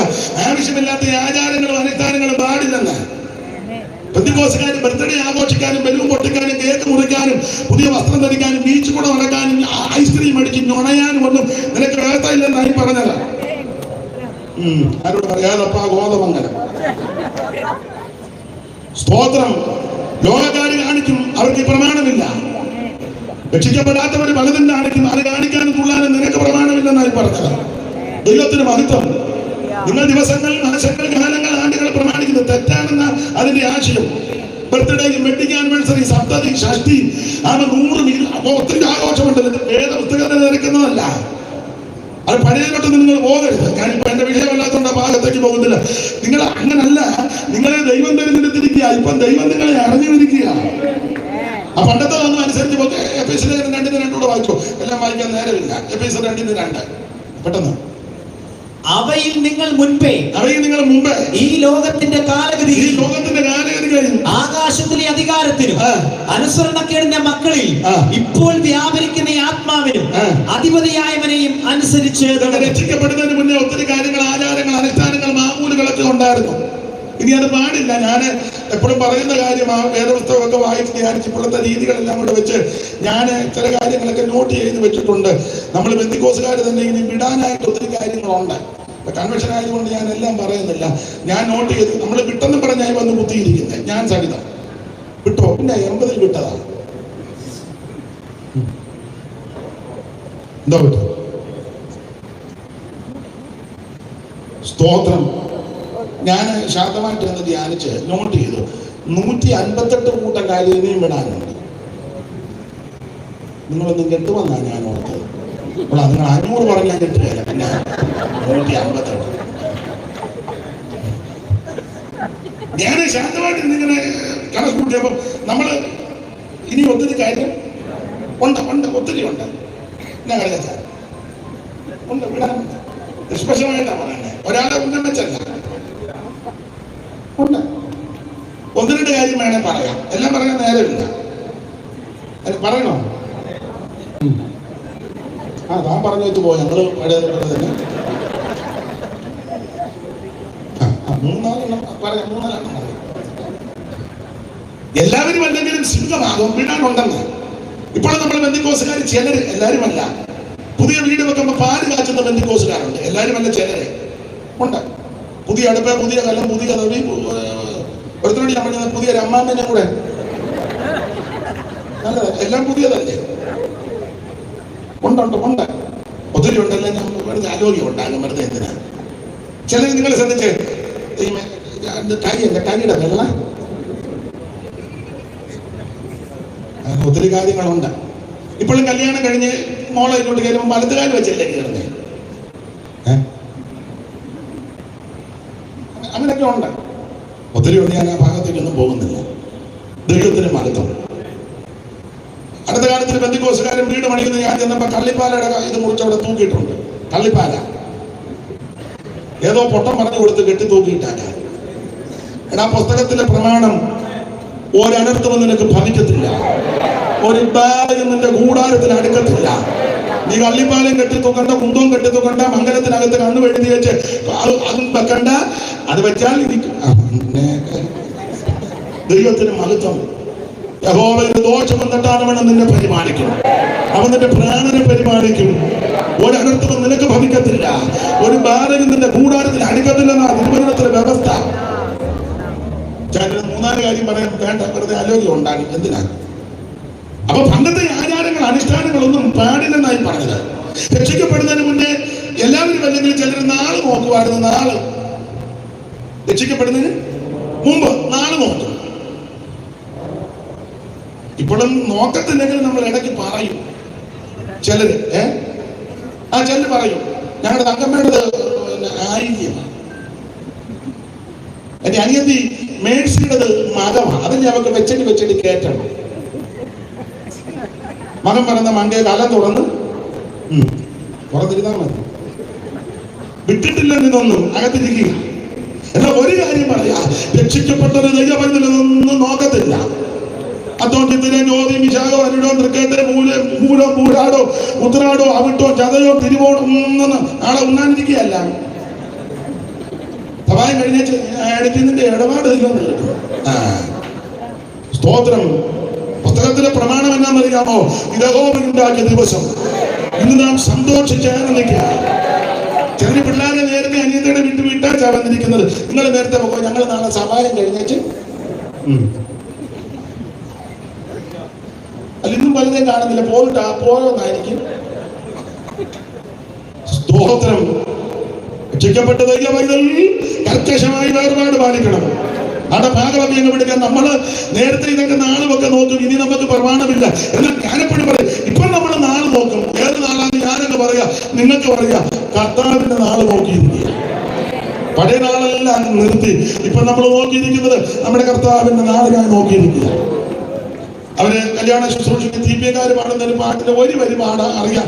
ആ നാളും നാഴികയും ഞാൻ നോക്കി, ആ നാളും നാഴികയും ഞാൻ നോക്കി, സിയോൻ മണവാളൻ കാന്തനായി വന്നിടുവാൻ കാലങ്ങളേറ്റ കാത്തിടേണം. ആ നാളും നാഴികയും ഞാൻ നോക്കി, ആ നാളും നാഴികയും ഞാൻ നോക്കി. അപ്പൊ ശ്രദ്ധിക്കുക, ആ പണ്ടത്തെ ആചാരങ്ങൾ അനുഷ്ഠാനങ്ങൾ മാമൂലുകൾ പാരമ്പര്യങ്ങൾ പാടില്ല. ദൈവമക്കൾ വേർപാട് പാലിക്കണം. നമുക്ക് ആവശ്യപ്പെട്ടാൽ അഭിഷേകത്തിലോട്ട് വരണമല്ലോ. അപ്പോൾ അജ്ഞാനകാലം പണ്ടത്തെ കാലം പൂർവ്വകാലം മുൻകാലം പഴയകാലം ആ കാലത്തിൽ നിന്ന് യേശുക്രിസ്തു മുഖാന്തരം ദൈവം നമ്മെ തെരഞ്ഞെടുത്തു. ഈ തെരഞ്ഞെടുത്ത് നമ്മളെ വിശുദ്ധരാക്കി. അപ്പോൾ കാദേശ് എന്ന വാക്കിന്റെ അർത്ഥം യഹോവയ്ക്ക് വിശുദ്ധം. കാദേശിന്റെ പണ്ടത്തെ പേരാണ് ന്യായവതിയുടെ സ്ഥലം എന്ന് പറഞ്ഞാൽ ന്യായവതിയുടെ സ്ഥലത്തിൽ നിന്ന് ദൈവം ഇതിനെ വിശുദ്ധീകരിച്ച് വിശുദ്ധമാക്കി. എന്നെ കേൾക്കുന്ന പ്രിയരെ, ആർക്കും വേണ്ടാതെ എല്ലാവരും വെറുക്കപ്പെട്ട് തള്ളപ്പെട്ട് ഒരു കണ്ണിന് പോലും ദയലോനാതെ ആത്മകത്തെ പ്രതീക്ഷിച്ച് ജീവിതമാണ് അസ്തമിച്ചു തീർന്നു നശിച്ചെന്ന് ചിന്തിച്ച് എല്ലാം താളടിയായി കഴിഞ്ഞ് ഒരു ലക്ഷ്യബോധമില്ലാതെ അവൻ ജീവിതം അവസാനിപ്പിക്കുവാൻ പോലും നോക്കിയിരുന്ന പലരും അവൻ യേശുവിനെ അറിഞ്ഞ് നിന്റെ കെടുതികൾ മാറ്റി, വറുതികൾ മാറ്റി, മനോവേദന മാറ്റി, ദൈവം നിനക്ക് സമാധാനം നൽകി, ദൈവം നിന്നെ രക്ഷിച്ചു, ദൈവം നിനക്ക് ആശ്വാസം നൽകി, യേശു നിന്നെ തിരഞ്ഞെടുത്തു. ഇന്ന് രാത്രി എന്നെ കേൾക്കുന്ന പ്രിയപ്പെട്ടവർ ആരെങ്കിലും മനോഭാരത്തോടെ ചിത്തഭ്രമത്താൽ ആംഗളഞ്ഞുണ്ടകളാൽ വളയുന്നെങ്കിൽ, സ്നേഹിത സുഹൃത്തെ, ആത്മഹത്യ പരിഹാരമല്ല, മദ്യപാനം പരിഹാരമല്ല, ലഹരി പദാർത്ഥം പരിഹാരമല്ല, റെയിൽവേ പാളത്തിൽ തലവെക്കുന്ന പരിഹാരമല്ല, അവൻ വിഷം കടിക്കുന്ന പരിഹാരമല്ല, നാട് വിടുന്ന പരിഹാരമല്ല, കുത്തിക്കൊലപ്പെടുത്തുന്നത് പരിഹാരമല്ല. പരിഹാരം യേശുവിനുണ്ട്. ഇന്ന് രാത്രി യേശു നിന്നെ രക്ഷിക്കും, യേശു നിന്നെ വിടുവിക്കും. മറ്റൊരുത്തനും രക്ഷയില്ല. നാം രക്ഷിക്കപ്പെടുവാൻ ഒരേ ഒരു മാർഗം, ഒരേ ഒരു വഴി, നസറേയനാകുന്ന യേശു ക്രിസ്തു. കർത്താവിന്റെ നാമത്തെ വിളിച്ചപേക്ഷിക്കുന്ന ഏവരും രക്ഷിക്കപ്പെടും. അത് നമ്മുടെ വിഷയത്തിൽ വരാം. അപ്പോൾ ഈ ന്യായവതിയുടെ സ്ഥലത്തെ ദൈവം വിശുദ്ധീകരിച്ചു. അതാണ് കാദേശ്. എന്നാൽ സങ്കീർത്തനക്കാരൻ പറയുക, അങ്ങനെ മോനെ നിങ്ങൾ അവിടെ എവിടെ പോകുന്നത്? എവിടെ പോവാ? വെള്ളം പെട്ടെന്ന് വാ, അവിടെ നിൽക്കരുത്, ഇറങ്ങി. അപ്പൊ ശ്രദ്ധിച്ചേ, ഈ കാദേശ് എന്ന വാക്കിന്റെ അർത്ഥം യഹോവയ്ക്ക് വിശുദ്ധം. ഈ കാദേശ് മരുഭൂമി നടുങ്ങി എന്ന 29:8 വായിക്കുന്നത്. എന്തുകൊണ്ടാണ് കാദേശ് നടുങ്ങാൻ കാരണം? കാദേശ് എന്ന വാക്കിന്റെ അർത്ഥം യഹോവയ്ക്ക് വിശുദ്ധമല്ല. ഈ കാദേശ് എന്തുകൊണ്ട് ഓടി നമുക്ക് നിൽക്കാം. ശ്രദ്ധിക്കുക, ഈ കനാൻ ദേശത്തോട് ഏറ്റവും അടുത്ത് കിടന്ന സ്ഥലങ്ങളിൽ ഒന്നായിരുന്നു കാദേശ്. വായിച്ചാട്ടെ, ആവർത്തന പുസ്തകം 2-ാം അധ്യായത്തിന്റെ 13, 14 തിരുവെടുത്തുകൾ. അതിനുള്ള വാക്യമാക്കി ഒന്നുകൊണ്ടൊന്ന് വായിക്കാം. ആവർത്തനം 2 13, 14 വലത്ത് വശത്ത് മുകളില്. ഇപ്പോൾ എഴുന്നേറ്റ് സെരേദോടും കടപ്പീനെന്ന് കൽപ്പിച്ചതുപോലെ നാം സെരേദോട് കടന്നിരിക്കുന്നു. നാം കാദേശ് പറയുന്ന പുറപ്പെട്ടത് മുതൽ സെരേദോട് കിടക്കും വരെയുള്ള കാലം 38 സംവത്സരമായിരുന്നു. അതിനിടയിൽ യോദ്ധാക്കളാകുന്ന തലമുറയൊക്കെയും യഹോവ അവരോട് സത്യം ചെയ്തതുപോലെ പാളയത്തിൽ നിന്ന് മുടിഞ്ഞുപോയി. പണം പറയാൻ പേടിയായതുകൊണ്ടാണ് ഞാനങ്ങ് പിടുങ്ങിയത്. പക്ഷെ പറയാതിരിക്കാൻ തരമല്ല, പുസ്തകത്തിൽ എഴുതി നിൽക്കുമോ? ഒന്നുകൂടെ എഴുതിയിട്ടുണ്ട് മുടിഞ്ഞെന്ന്. അടുത്തത് മുടിഞ്ഞെന്നല്ലേ? അവർ മുടിഞ്ഞ് തീരും വരെ, മുടിഞ്ഞു തീരുന്നത് വരെ. അങ്ങനെ പറഞ്ഞെങ്കിലും ഒക്കുള്ളൂ. ഒരു മുടിഞ്ഞു തീരുന്നത് വരെ അങ്ങനെ വായിരുന്നു. യഹോവയുടെ കൈ അവരെ പാളയത്തിൽ നിന്ന് നശിപ്പിപ്പാൻ തക്കവണ്ണം അവർക്ക് വിരോധമായിരുന്നു. നിങ്ങളിപ്പോ ചിന്തിക്കുക കൺവെൻഷൻ വന്നു വെച്ചാൽ മുടിഞ്ഞു വന്നാണല്ലോ അങ്ങേര്. ഞാൻ പറഞ്ഞ പുസ്തകത്തിൽ എഴുതിയ കാര്യമാണ്. സ്തോത്രം. അവൻ കനാൻ ദേശത്തോട് ഏറ്റവും അടുത്ത് കിടന്ന സ്ഥലമായിരുന്നു കാദേശം. ഇവിടെ ആവർത്തന പുസ്തകം 2-ാം അധ്യായത്തിന്റെ 13, 14 തിരുവെടുത്തുകളിൽ ഇപ്പോൾ എഴുന്നേറ്റ് സെരേദോട് കിടപ്പിനെന്ന് കൽപ്പിച്ചതുപോലെ നാം സെരേദോട് കിടന്നിരിക്കുന്നു. നാം കാദേശ് പറഞ്ഞ പുറപ്പെട്ടത് മുതൽ സെരേദോട് കിടക്കം വരെയുള്ള കാലം 38 സംവത്സരം. അതിനിടയിൽ യോദ്ധാക്കളാകുന്ന തലമുറയൊക്കെ യഹോവ അവരോട് സത്യം ചെയ്തതുപോലെ പാളയത്തിൽ നിന്നും മുടിഞ്ഞു പോയല്ല. അപ്പൊ ശ്രദ്ധിക്കുക, ഈ കനാൻ ദേശത്തോട് ഏറ്റവും അടുത്ത് കിടന്ന സ്ഥലമാണ് കാദേശ്. കനാൻ എന്ന് പറഞ്ഞാൽ ഉലകത്തില് ഏറ്റവും നല്ല സ്ഥലമാണ്. ഏതൻ പർദീസ കഴിഞ്ഞാൽ ഏറ്റവും നല്ല സ്ഥലം കനാൻ നാടാണ്. കേരളം പോലൊക്കെ ഇരിക്കും മലനാടും ഇടനാടും തീരപ്രദേശമൊക്കെ. അപ്പൊ നല്ല സുന്ദര സുലഭമായ സ്ഥലമാണ്. ഏതൻ തോട്ടമാണെന്നല്ലോ നമ്പർ 1. അതിനെപ്പറ്റി സഹായം കൊടുത്തിരിക്കുന്ന ഒരു പ്രയോഗമുണ്ട്. കേരവും ഗംഭീരവും ഈന്തലും കരിമ്പുളി പേരയും നാഗരംഗമാകന്തം മാതുളങ്കം ആമ്രങ്ങൾ ആമ്രാതകം ചെത്തിയും അതിവൃക്ഷം കമ്രമാന്താത്രി താലം ജാലങ്ങൾ പീലുക്കളും പീലുകാപ്പി. അപ്പോൾ കേരം അറിയാതെ എങ്ങനെ കേരവും ഗംഭീരവും ചെറുനാരകം കേരവും ഗംഭീരവും ഈന്തലും കരിമ്പുളി പേരയും നാഗരംഗമാകന്തം മാതുളങ്കം ആമ്രങ്ങൾ ആമ്രാതകം അമ്പഴമുണ്ട്, തേന്മാവ്, ഇതെല്ലാം ഉണ്ട് ഏതൻ തോട്ടത്തില്. ഇത് വ്യാഖ്യാനമാണ്. ആമ്രങ്ങൾ ആമ്രാതകം ചെത്തിക്കും അതിവൃക്ഷം കമ്രമാന്താത്രി താലം ജാലം പീലു.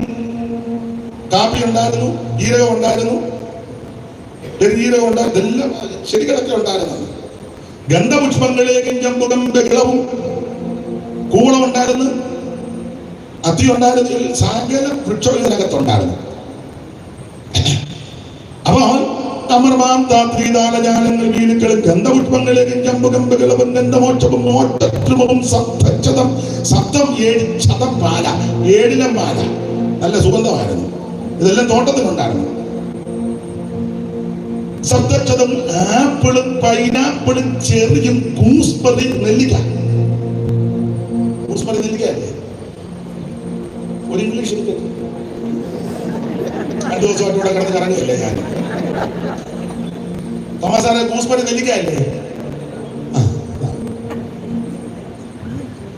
ആപ്പിളും പൈനാപ്പിളും ചെറിയും ഗൂസ്ബെറിയും ആപ്പിൾ വൃക്ഷങ്ങളേക്കും തൃപ്തികരമ്യങ്ങളും ഭക്ഷിതങ്ങളുമായ സസ്യകുൽമാദികളാൽ അക്ഷയമായ കാന്തി വിലസുന്ന ആരാമത്തിൽ വെള്ളരി മുതലായ വല്ലികൾ പ്രഫുല്ലമായ നല്ലൊരു കാന്തിയോട് ദിവ്യ പക്വത മൂലം ശോഭിച്ചു. ചെമ്പൂക്കളാൽ വനദീപികയും ശ്രീമരമാർന്ന രക്തപുഷ്പങ്ങൾ മന്ദാരവും ലഘുനം ലശുനവും ലഘുനം യഗുനവും ഇത് മുഴുവൻ ഇതിനകത്ത്.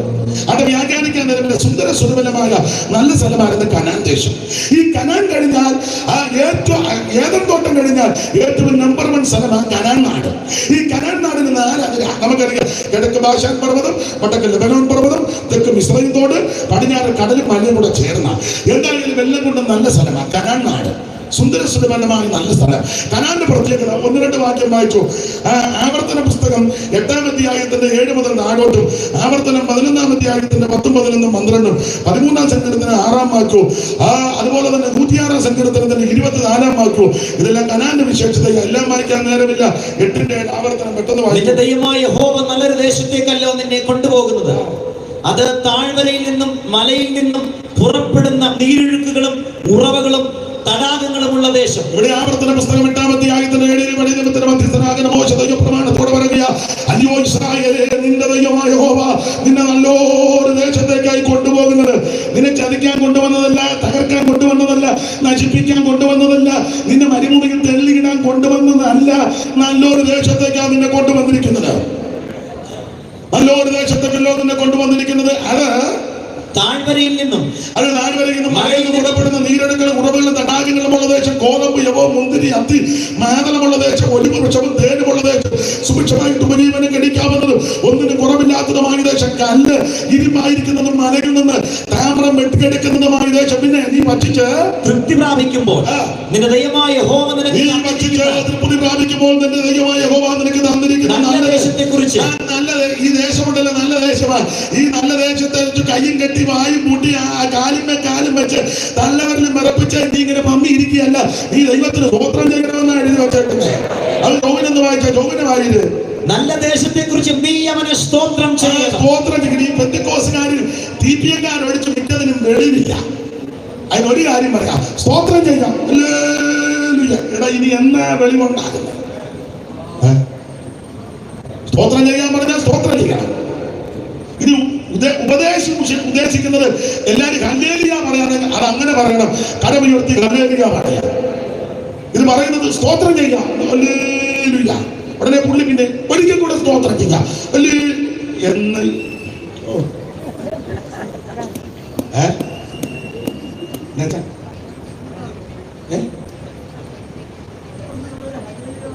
ഓ എന്നാ ചെയ്യാനാ?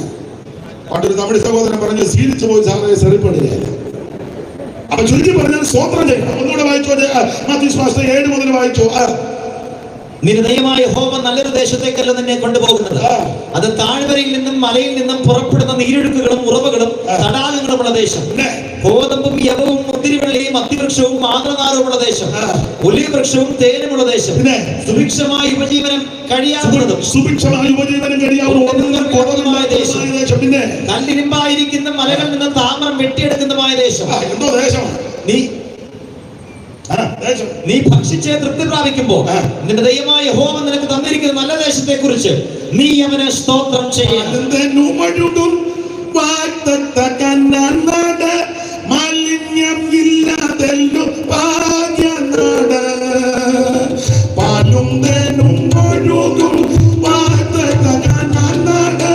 മാലിന്യം ഇല്ലാതെല്ലും നാട്. മായലോകം വിട്ടാമരു മാസിയ വാരാദേശിക്ക് സിയോൻ പുരിയെന്നോരു നാടുണ്ട്. സ്വർഗ സിയോൻ പുരിയെന്നോരു നാടുണ്ട്. മായലോകം വിട്ടാമരു മാസിയ വാരാദേശിക്ക് സിയോൻ പുരിയെന്നോരു നാടുണ്ട്. സ്വർഗ സിയോൻ പുരിയെന്നോരു നല്ലൊരു ദേശത്തേക്കാണ് ദൈവം നമ്മെ കൊണ്ടുവന്നിരിക്കുന്നത്. അപ്പൊ എല്ലാം കൊണ്ട് സുന്ദര സുരഭിലമായ നല്ല ദേശമാണ് കനാൻ നാട്. ഈ കനാൻ നാട് എന്ന് പേര് വരാൻ കാര്യം, കനാന്റെ സന്തതികൾ ഈ ദേശം കൈയടക്കി പടിഞ്ഞാറൻ തീരത്തെല്ലാം പെലിസ്തീനുണ്ടായിരുന്നു. അതുകൊണ്ട് ഇതിന് പലസ്തീൻ എന്നൊരു പേര് റോമരുടെ കാലത്ത് ഇതിനെ കൊടുത്തിട്ടുണ്ട്. എല്ലാം കൊണ്ട് ഇത് വാഗ്ദത്ത നാട്, വിശുദ്ധ നാട്, പലസ്തീൻ, എബ്രായരുടെ ദേശം, ഇങ്ങനെയുള്ള പല പദങ്ങളാണ് കൊടുത്തിരിക്കുന്നത്. ഈ കനാൻ നാടെന്ന് പറയാൻ കാര്യം, കനാന്റെ സന്തതികൾ ഇവിടെ വന്ന് കൈയടക്കി. അവര് കൂടുതൽ കൈയടക്കൊണ്ട് പിന്നെ അവരുടെ പേരിനാൽ ചില സമയമൊക്കെ ചില ആൾക്കാരുടെ പേരിനാൽ ബേബിച്ചന്റെ സഭ, കുഞ്ഞോളച്ചമ്മയുടെ സഭ, ചിന്നമ്മയുടെ സഭ, കുഞ്ഞോളിച്ചാന്റെ സഭ, തമ്പിച്ചായന്റെ സഭ, അനീഷ് കാവാലത്തിന്റെ സഭ. ഞാനെപ്പോഴാണ് രക്തം ഊറ്റിയത്? സഭയ്ക്ക് വേണ്ടി രക്തമൂറ്റിയത് യേശു ക്രിസ്തുവാണ്. കാവാലത്തിന്റെ ഒന്നും അല്ല സഭ, സഭ കർത്താവിന്റെ. പിന്നെ ഈ മനസ്സിലാകാനായിരിക്കാം പേര് കൂട്ടി പറയുന്നതാണെന്നാണ് എനിക്ക് തോന്നുന്നത്. എന്നോട് പണ്ട് വർഷങ്ങൾക്ക് മുമ്പ് ഒരാൾ ചോദിച്ചു, എവിടെ വീട്? ഞാൻ പറഞ്ഞു കാവാലത്ത്. പേരെന്തുവാ? അനീഷ്. ഉടനെ ചോദിച്ചു, ലീലാമ്മയുടെ സഭയിലാണോ? ഞാൻ ചോദിച്ചു, ലീലാമ്മ എപ്പോഴാണ് രക്തം ചിന്തിയത്? ചിന്തിക്കല്ലോ സ്വന്തം രക്തം എനിക്കായി, ചിന്തിക്കല്ലോ സ്വന്തം രക്തമെനിക്കായി, ചന്തം ചിന്തും തിരുപേനിയമ്പേർക്കായി, ചന്തം ചിന്തും തിരുപേനിയമ്പേർക്കായി, സ്വന്തമായ എല്ലാത്തിനെയും യേശു ക്രിസ്തു സ്വന്തം രക്തത്താൽ സമ്പാദിച്ച തിരുസഭ. അത് ഈ കനാൻ നാടെന്ന് പേര് വരാൻ കാര്യം, കനാന്റെ സന്തതി ഇടയ്ക്ക് നമുക്കറിയാം കനാൻ നോഹയുടെ കൊച്ചുമക്കളാ. നോഹയ്ക്ക് 3 മക്കൾ. പെട്ടെന്ന് വായിച്ചു. അറിവുള്ള വാക്യമാ ഞാൻ സാധാരണ പറയുന്നത്. ഒന്നുകൂടെ സന്ദർഭം വന്നുകൊണ്ട് വായിച്ചു. നോഹയ്ക്ക് 3 മക്കൾ. ആരൊക്കെ? ഷേമും ഹാമും യാഫത്തും. അതിലെ ഷേമിന്റെ വംശത്തിൽപ്പെട്ടത് അബ്രഹാം, ഹാമിന്റെ വംശത്തിൽപ്പെട്ടതാണ് കനാന്യനും പെരിസ്തരും ഇതര ജാതികളും. വായിച്ചോ. ഉൽപ്പത്തി 10:1, 10:6, 10:13, 14, ആ 11, 10, 12, 14, 16, 18, 20, 22, 24, 26, 27. ആദ്യം 10:1 വായിക്കാം. നോഹയുടെ പുത്രന്മാരായ ഷേം, ഹാം, യാഫത്ത്. നോഹയ്ക്ക് 3 മക്കൾ. സാധാ വേദവികാരത്തിൽ കൊടുത്തൊരു പ്രയോഗമുണ്ട്. നോഹിന്റെ തനയരാം യാഫത്തും ഷേമും ഹാമും മോഹനഗാത്രികളാ അവർ തൻ ഭാര്യമാരും. അത് പെട്ടകത്തിൽ കയറിയതാണ്. നോഹിന്റെ തനയരാം യാഫത്തും ഷേമും ഹാമും മോഹനഗാത്രികളാ അവർ തൻ ഭാര്യമാരും. നോഹിന്റെ ഭക്തിനിയും വീടിന് കാവൽ നിൽക്കും കുക്കുരം പട്ടി. പട്ടകത്തിൽ കയറിയ നിഷ്ഠ. വീടിന് കാവൽ നിൽക്കും കുക്കുരം പട്ടി. കുക്കുരം പട്ടി, അളർക്കം വേപ്പട്ടി. വേപ്പട്ടി വരെ പട്ടകത്തിൽ കയറി. പാപ്പച്ചൻ ഇതുവരെ കയറിയ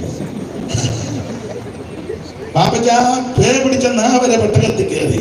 പാപ്പച്ചൻ ഇപ്പോഴും പറയാം, എന്റെ അപ്പനെ കടത്തിയെടുത്ത ഞാൻ വീടിന് കാവൽ നിൽക്കും കുക്കുരം. മാർഗരങ്ങൾ ആടുമാടുകൾ കന്നുകാലികൾ ഇത്യാദിയും കാട്ടിലെ മൃഗങ്ങളെ കേസരി. അതല്ല ഇതിനകത്ത് കയറി.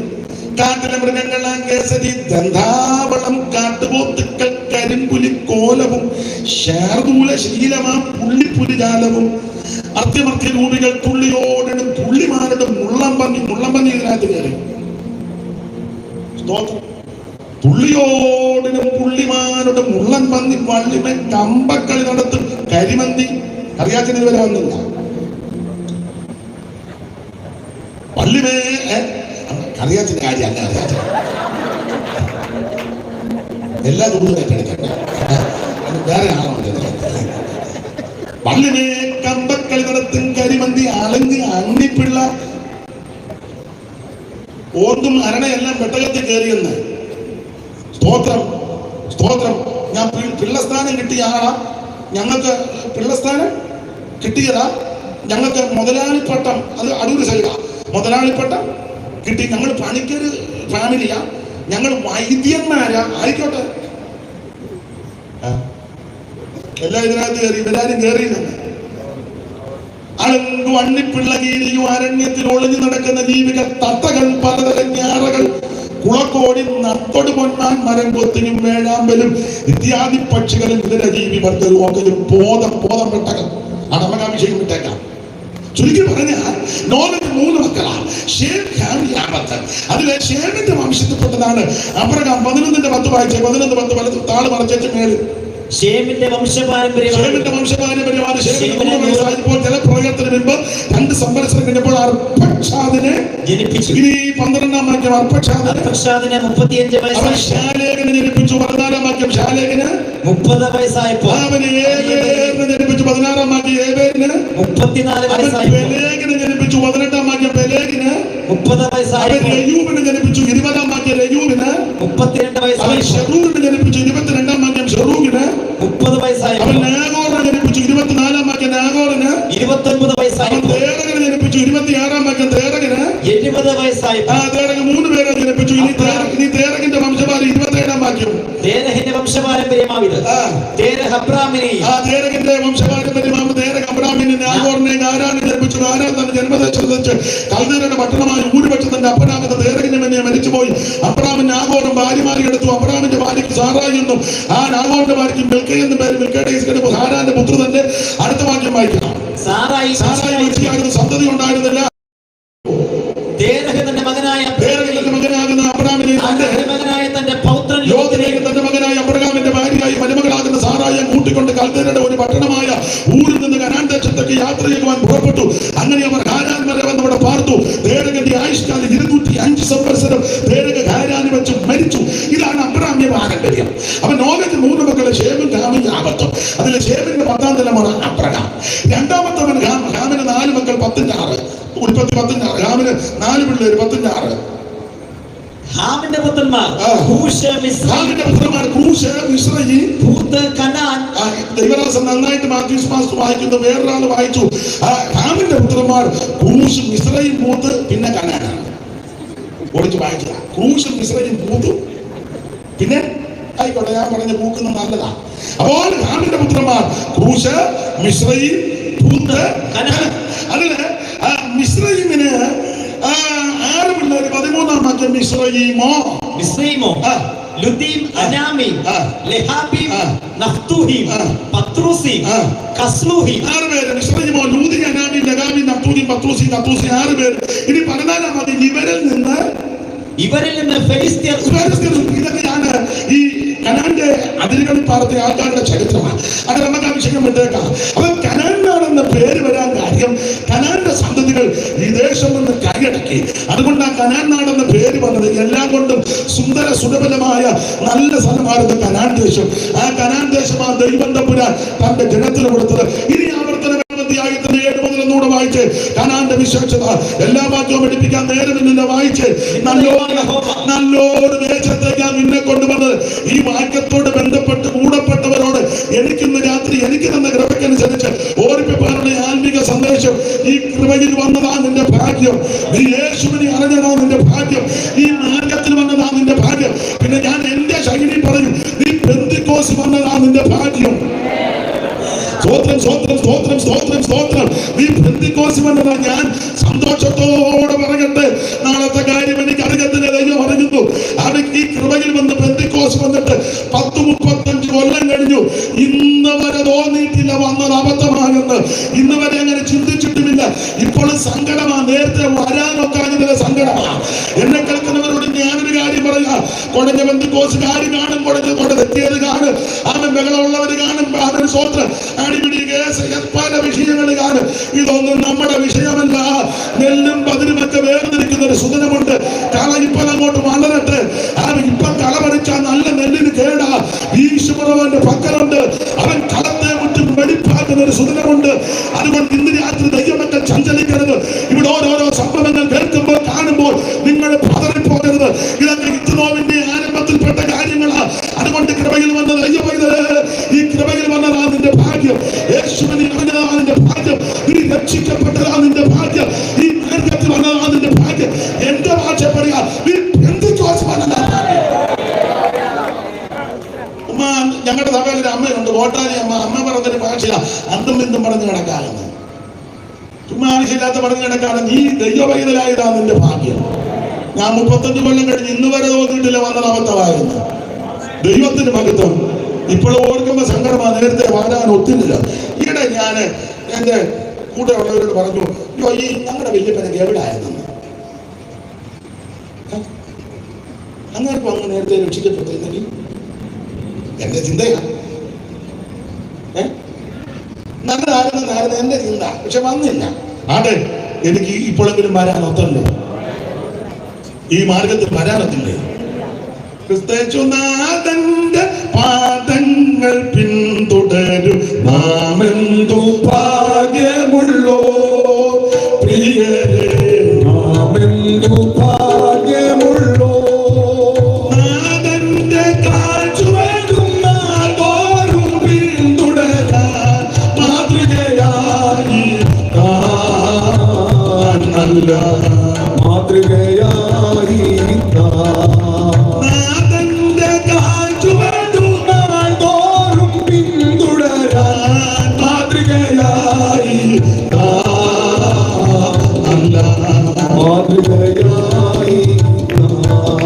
ക്രിസ്തുനാഥന്റെ പാദങ്ങൾ പിന്തുടരും നാമെന്തു ഭാഗ്യമുള്ളോ പ്രിയരേ, നാമെന്തു ഭാഗ്യമുള്ളോ. നല്ലൊരു നേട്ടത്താണ് ദൈവം നിന്നെ കൊണ്ടുവന്നിരിക്കുന്നത്.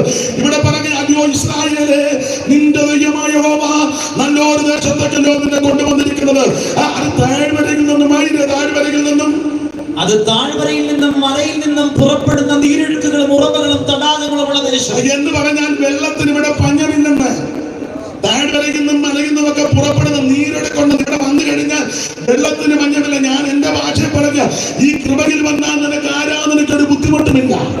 മറ്റിടങ്ങളിൽ പോയാൽ, മറ്റ് സ്ഥലങ്ങളിൽ പോയാൽ നിനക്ക് സ്വാതന്ത്ര്യമായി ദൈവത്തെ ആരാധിക്കാനോ ഒന്ന് നൃത്തം ചെയ്യാനോ എഴുന്നേറ്റ് ദൈവത്തെ സ്തുതിക്കാനോ ഒന്നും അവൻ അനുവദിക്കത്തില്ല.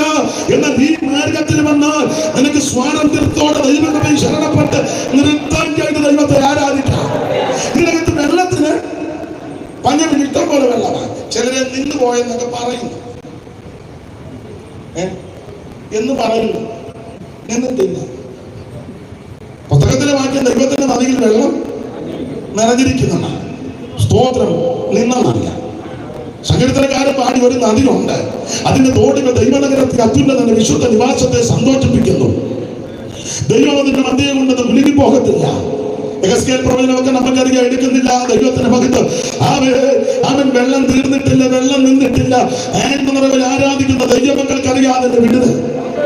ഇപ്പോഴത്തെ കൺവെൻഷനാണെങ്കിലും സമാരാധനയ്ക്കൊക്കെ ആണെങ്കിലും ചിലയിടങ്ങളിൽ ചെന്ന് ഒരു പാട്ടിന്റെ പുറകെ 3-4 പാട്ട് പാടി ആരാധനയില്ലല്ലോ. പണ്ട് കുറ്റം പറയല്ല, തെറ്റിദ്ധരിക്കരുത്. പണ്ട് ഞാൻ സഹിതം മുഴങ്ങാലിരുന്ന് ഒറ്റ പാട്ടൊക്കെ പാടിയാൽ മതി, അന്യഭാഷ പറഞ്ഞ ആത്മാവിൽ നിറഞ്ഞ്. ഒരു സഭയിൽ ഒറ്റ പാട്ടേ പാടിയുള്ളൂ, അന്തരീക്ഷം അതായിരുന്നു. ഒറ്റ പാട്ട് പാടി ആത്മാവിൽ നിറഞ്ഞു.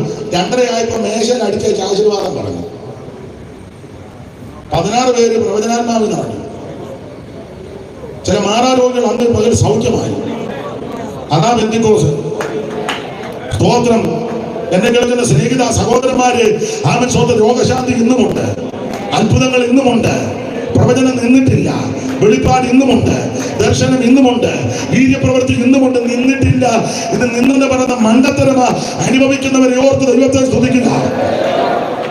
ഞാൻ അഭിഷേകം പ്രാപിച്ച ദൈവമക്കളോട് പറയും, ആഭിചാരവും മന്ത്രവാദവും ക്ഷുദ്രവും തന്ത്രങ്ങളും നാടൻ ഭാഷ പറഞ്ഞ ഒത്തിരി കെട്ടുകണക്കെ കെട്ടിയ വീട്ടിൽ ആരാലും വിടുതൽ പ്രാപിക്കാത്ത ചില ബന്ധനങ്ങളും വിഷയങ്ങളുമുള്ള വീടുകളിൽ അവൻ രക്ഷിക്കപ്പെട്ട് മാനസാന്തരപ്പെട്ട് രക്ഷിക്കപ്പെട്ട് സ്നാനപ്പെട്ട് പരിശുദ്ധാത്മ നിറവിനെ പ്രാപിച്ച ദൈവമക്കൾ കാണാൻ വേണ്ടി ചൊവ്വൊന്നുമില്ലെങ്കിലും, വലിയ കുടുംബശ്രദ്ധതയും മഹിമയൊന്നും പറയാനില്ലെങ്കിലും, വലിയ ഫിഗർ ഒന്നും അല്ലെങ്കിലും, വിദ്യാ നിപുണന്മാരല്ലെങ്കിലും, അവൻ സ്തോത്രം വലിയ നീളമൊന്നും നെടുപ്പമൊന്നും മണ്ണമൊന്നും ഇല്ലെങ്കിലും, അവൻ ലോകപ്രകാരം വലിയ ശ്രേഷ്ഠതയൊന്നുമില്ലെങ്കിൽ, അഭിഷേകം പ്രാപിച്ച ദൈവദാസിദാസന്മാർ അങ്ങനെയുള്ള വീടുകളിൽ ചെന്ന് മുഴങ്കാലും ഇരുന്ന് എന്റെ ഭാഷക പൊട്ടിയ തമ്പേറ, ചിലപ്പോ നല്ല തമ്പേർ മേടിക്കാൻ പോലും കാശില്ല, വേണ്ട, മുഴങ്കാലങ്ങോട്ട് മടക്കി ആ പൊട്ടിയ തമ്പേറുമൊക്കെ ഒന്ന് അടിച്ച് നീ ആ പാട്ടുപാടി അന്യഭാഷ പറഞ്ഞ് ആത്മാവിൽ വെളിപ്പെട്ടാൽ 4-ാം വേദക്കാരന്റെ കെട്ടുവരെ ഒട്ടുവനായി പറഞ്ഞത് അനുവദിക്കുന്നവരെ ഓർത്ത് ദൈവത്തെ ശ്രദ്ധിക്കുക. അല്ല പെന്തിക്കോസ് ആരാധന. വെള്ളം തീർന്നിട്ടില്ല, ദൈവത്തിന്റെ നദിയിൽ വെള്ളം നിറഞ്ഞിരിക്കുക. ഒരു നദി കൊണ്ടതിന്റെ തോടുകൾ ദൈവനഗരത്തെ അത്ഭുതത്തിന്റെ വിശുദ്ധ നിവാസത്തെ സന്തോഷിപ്പിക്കും. ഇന്ന് രാത്രി സാത്താൻ കെട്ടിയ കെട്ടുകളെ അടിക്കുന്ന ദൈവശക്തി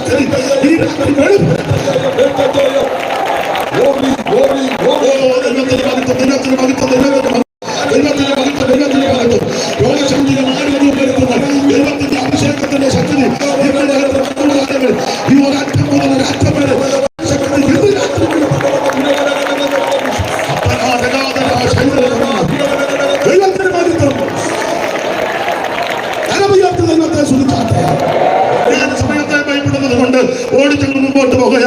അത് താഴ്വരകിന്ന് മലകിന്ന് പുറപ്പെടുന്ന നീരൊഴുക്കുകളും ഉറവകളും തടാകങ്ങളുമുള്ള ദേശം. പിന്നെ ഗോതമ്പും യവവും മുന്തിരിവള്ളിയും അത്തിവൃക്ഷവും മാതളനാരവുമുള്ള ദേശം, ഒലിവ് വൃക്ഷവും തേനുമുള്ള ദേശം. അപ്പൊ എത്രയാ? 7.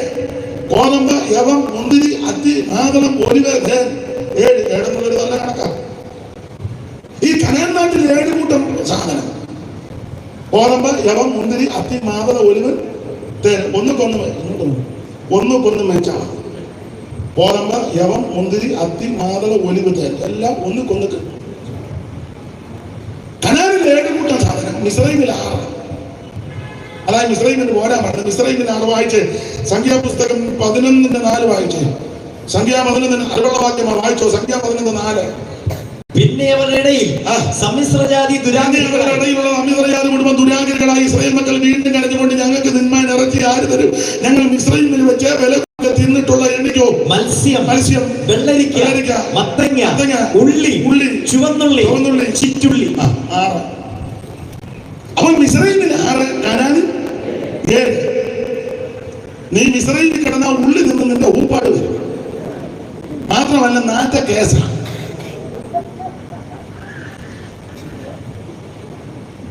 ഞങ്ങൾ മിസ്രൈമിൽ വെച്ച് വില കൂടാതെ തിന്നിട്ടാണ്. അതും സൊളിവില്ല.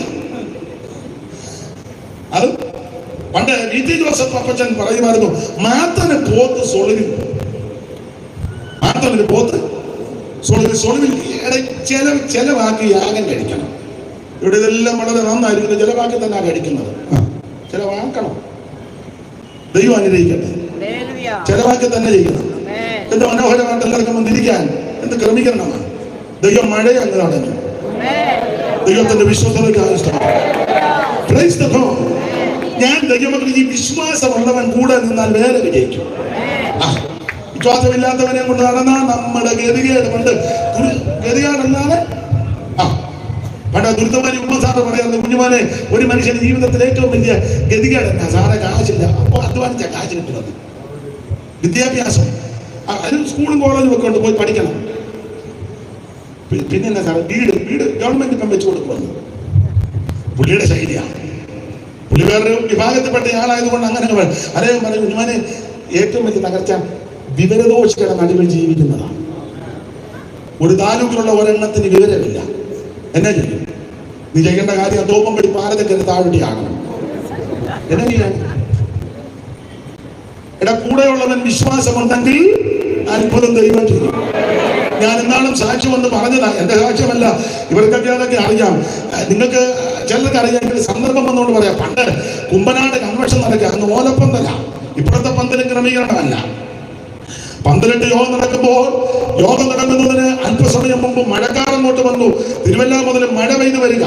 അന്ന് മൺമറഞ്ഞ ശ്രേഷ്ഠനായ കർത്തദാസൻ കയ്യപ്പടകം അവർക്ക് ഉണ്ണി സാറ് ഇരിക്കുക. മഴ കയറി വരുന്നു. യോഗം ആരംഭിക്കാൻ പോവുക. എന്തോ ചെയ്യും? അപ്പോൾ അന്നത്തെ പ്രഗത്ഭരായ 2 അഭിഷിക്തരായ ദൈവദാസന്മാര്, പഴമക്കാര് പറഞ്ഞുള്ള അറിവാന്നെ, 1 പത്തിച്ചിറ യോഹന്നാച്ചൻ, 2 കാരമ്പേരി മത്തായിച്ചൻ. അപ്പൊ കാരമ്പേരി മത്തായിച്ചനും പത്തിച്ചിറ യോഹന്നാച്ചനും സ്റ്റേജിൽ നിൽക്കുന്ന ഉണ്ണുണ്ണി സാർ അവர்களுടെ ചില പറഞ്ഞ, സാറ് പ്രാർത്ഥിച്ച് യോഗം തുടങ്ങിക്കോ, മത്തായിച്ചനും ഞാനും മഴയുടെ കാര്യം ഏറ്റത്. സാറ് യോഗം തുടങ്ങിക്കോ, ഒന്നും നിരാശപ്പെടേണ്ട, മഴയുടെ കാര്യം മത്തായിച്ചനും ഞാൻ ഏറ്റെടുത്തുന്നത്. അന്നത്തെ ഭക്തന്മാര് പറഞ്ഞുള്ള അറിവാ. കാരമ്പേലി മത്തായിച്ചനും പത്തിച്ചിറ യോഹന്നാച്ചനും കൂടെ ആ കുമ്പനാട് ഗേറ്റ്, അന്ന് ഇത്ര ഗേറ്റ് ഒന്നുമല്ല, അവിടോട്ട് ചെന്ന് കരമുയർത്തി സ്തോത്രം ചെയ്യാൻ തുടങ്ങി. ഇവര് കരമുയർത്തി സ്തോത്രം ചെയ്തു.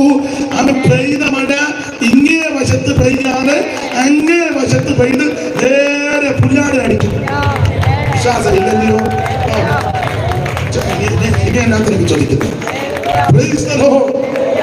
ചോദിക്കുന്നു, ദൈവം ജീവിക്കുന്നു. നിനക്ക് വേണ്ടി ദൈവം പ്രവർത്തിക്കും. ഇന്ന് രാത്രി വിശ്വാസത്തിന്റെ വാക്ക് പറ. എന്റെ ദൈവം എന്നെ രക്ഷിക്കും. എന്റെ ദൈവം എനിക്ക് സൗഖ്യം വരുത്തും. എന്റെ ദൈവം എന്നെ വിടുവിക്കും. എന്റെ ദൈവം എന്റെ പാപത്തെ മോചിക്കും. എന്റെ യേശു എന്നെ രക്ഷിക്കും. എന്റെ ദൈവം എനിക്ക് വിടുതൽ നൽകും. ഇന്ന് രാത്രി വിശ്വാസത്തോടെ വേണം ഈ ബന്ധന പരിസരം വിട്ട് മടങ്ങിപ്പോകാൻ.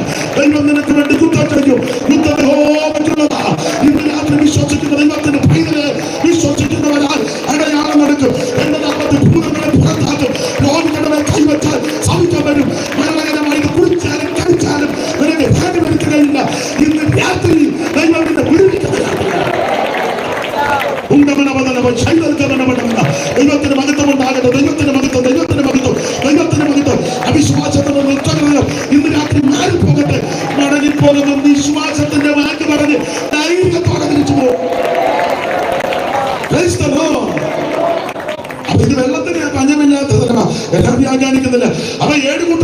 കനാനിൽ 7 കൂട്ടം, മിസ്രൈമിൽ 6. ബലം കൂടാതെ നിന്നിട്ടുള്ള മത്സ്യം. അതൊന്നും വ്യാഖ്യാനിക്കുന്നില്ല. വെള്ളരിക്ക, മത്തങ്ങ, ഉള്ളി, ചുമന്നുള്ളി, ചീറ്റുള്ളി എന്ന് പറഞ്ഞാൽ കൊച്ചുള്ളിയും വെളുത്തുള്ളിയും തക്കാളി ഇതെല്ലാം തിന്നി വലിയെല്ലാം ഊപ്പാട് വന്നതാണ്. എന്നാൽ കനാൻ ദേശത്തേക്ക് വന്നപ്പോൾ ഒന്നിക്കൊന്നിട്ട് മെച്ചമാ. ഗോതമ്പ്, നല്ല ഗോതമ്പ് കനാനുണ്ട്, നമുക്ക് കിട്ടുന്നതൊന്നും നല്ലതല്ല. ചപ്പാത്തി ആളുകൾ എഴുന്നേറ്റ് നിന്ന് കഴിക്കണം. ചപ്പാത്തി കിട്ടും അല്ലെ പിച്ച് കയറി പ്ലേറ്റിൽ ഇട്ടേക്ക് പറയും തങ്കമ്മ ചാറ് കൂടുതൽ ഒഴിച്ചോ. ഒഴിച്ചേക്ക് നമ്മൾ നോക്കിയിരിക്കാം. കുതിരാൻ പട്ടിക്കാടിനെ പോലെ കുതിരാനല്ല, അത് ത്വരങ്ങ.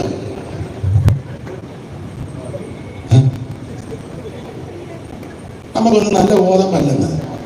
നല്ല ഗോതമ്പൊക്കെ കയറി പോകുന്നുണ്ട്. കഴിക്കുന്ന ആണുങ്ങളെ കൊണ്ട് അവരെ കണ്ടാലും നമ്മളെ നെല്ലെ പിടിച്ച ചപ്പാത്തിക്കിട്ട് കഴിക്കുന്നത്. നല്ല ഗോതമ്പുണ്ട്. അല്ല, വചനത്തിൻ്റെ അങ്ങനെ, വചനത്തിൻ്റെ അങ്ങനെ. ഇത് കഴിക്കേണ്ട വിധത്തിൽ കഴിച്ചാൽ വിടുതലാണ്. കഴിക്കേണ്ട വിധത്തിൽ കഴിക്കണം. പുസ്തകം പഠിപ്പിക്കുന്നില്ല. കുഞ്ഞാടിനെ പൂജിച്ച കാര്യം പുസ്തകത്തിലുണ്ടല്ലോ. കുഞ്ഞാടിനെ എങ്ങനെ തിന്നണം, എങ്ങനെ തിന്നരുത് പ്രമാണമുണ്ട്. എങ്ങനെ തിന്നണം, കുഞ്ഞാടിനെ എങ്ങനെ തിന്നണം, എങ്ങനെ തിന്നരുത് രണ്ടുമുണ്ട്. എങ്ങനെ തിന്നേച്ച് പോകാം. കുഞ്ഞാടിനെ എങ്ങനെ തിന്നണം, എങ്ങനെ തിന്നരുത് വായിച്ചോ. 12:7 പുറപ്പാട് 12:7 പുറപ്പാട് 12:7 താഴെ 12:7. അതിന്റെ രക്തം കുറെ എടുത്ത് വീടിന്റെ കട്ടളക്കാരട്ടിലും കുറുമടിമേൽ പുരട്ടണം. അന്ന് രാത്രി തന്നെ തീയിൽ ചുട്ടതായ മാംസവും പുളിപ്പില്ലാത്ത അപ്പവും തിന്നണം. കയ്പ് ചീരിയോടുകൂടി അതിനെ തിന്നണം. തലയും കാലും അന്തർഭാഗങ്ങളുമായി അടുത്തത് തീയിൽ ചുട്ടിട്ടല്ലാതെ പച്ചയായിട്ടോ വെള്ളത്തിൽ തിന്നരുത്. അപ്പൊ എങ്ങനെ തിന്നണം, എങ്ങനെ തിന്നരുത് പ്രമാണം കൊടുത്തിരിക്കുക. ചുട്ടു തിന്നണം. എങ്ങനെ തിന്നരുത്? പച്ചയ്ക്ക് തിന്നരുത്, വെള്ളത്തിൽ കുടുങ്ങി തിന്നരുത്. വേറെ എങ്ങനെയൊക്കെ തിന്നാം. ഈ സ്വരത്തിന് അർത്ഥമുണ്ട്. അപ്പൊ അത് കേട്ട് മറുപടി പറയണം. ഉടക്കാനല്ല. എങ്ങനെ തിന്നണം? ചുട്ടു തിന്നണം. എങ്ങനെ തിന്നരുത്? പച്ചക്കും തിന്നരുത്, വെള്ളത്തിൽ കുടുങ്ങി തിന്നരുത്. വേറെ എങ്ങനെയൊക്കെ തിന്നാം. പറഞ്ഞോ, ശരിയാ.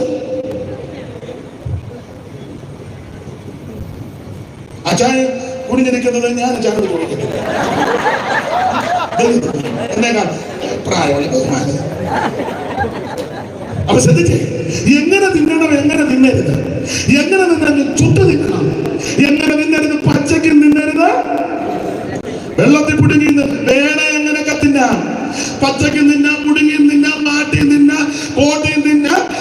പിന്നെ എന്റെ ഭാഷ പിന്നെ മസാല ചേർത്ത് തിന്നാം. ഇപ്പൊ പിന്നെ മസാല ചേർത്തല്ല, ഇപ്പൊ കൊടുക്കുന്നില്ല സോസ്.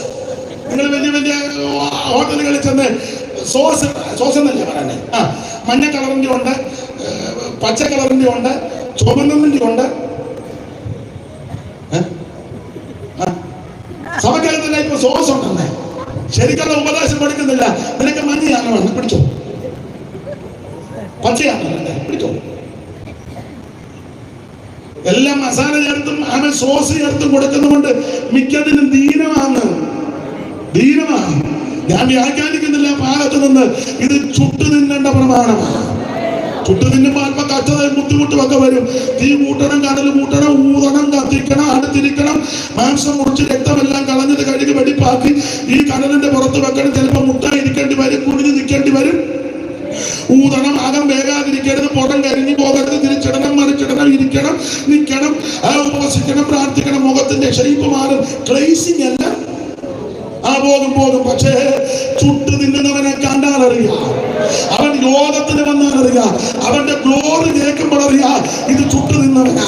അവന്റെ ഹല്ലേലൂയയുടെ ശബ്ദം കേൾക്കുമ്പോൾ അറിയാം ഇത് ചുട്ടു തിന്നുന്ന ജനതിനകത്ത് ഇരിപ്പുണ്ട്. സോസ് അടിച്ചേക്ക് വന്നിരിക്കുന്നവർ ഇതിരിപ്പുണ്ട്. നിന്റെ ഇരിപ്പ് കാണുമ്പോൾ അറിയാം നീ സോസ. നിന്റെ ഇരിപ്പ് കാണുമ്പോൾ അറിയാം നീ ആമൻ സ്വോത്രം മസാല എന്നോ അഗ്നിക്കകത്തൂടെ കടന്നുപോയി, ശോധനക്കകത്തൂടെ കടന്നുപോയി. പത്രോസിന്റെ ഭാഷയിൽ പറഞ്ഞ പൊന്നുപോലെ പുറത്തു വന്ന് ചുണ്ട് തീക്കകത്തൂടെ വന്ന് ദൈവത്തിന്റെ പൈതലേ, നിന്റെ കണ്ണേലി കേൾക്കുമ്പോൾ, നിന്റെ സ്തോത്രം കേൾക്കുമ്പോൾ, നിന്റെ ഇരിപ്പ് കാണുമ്പോൾ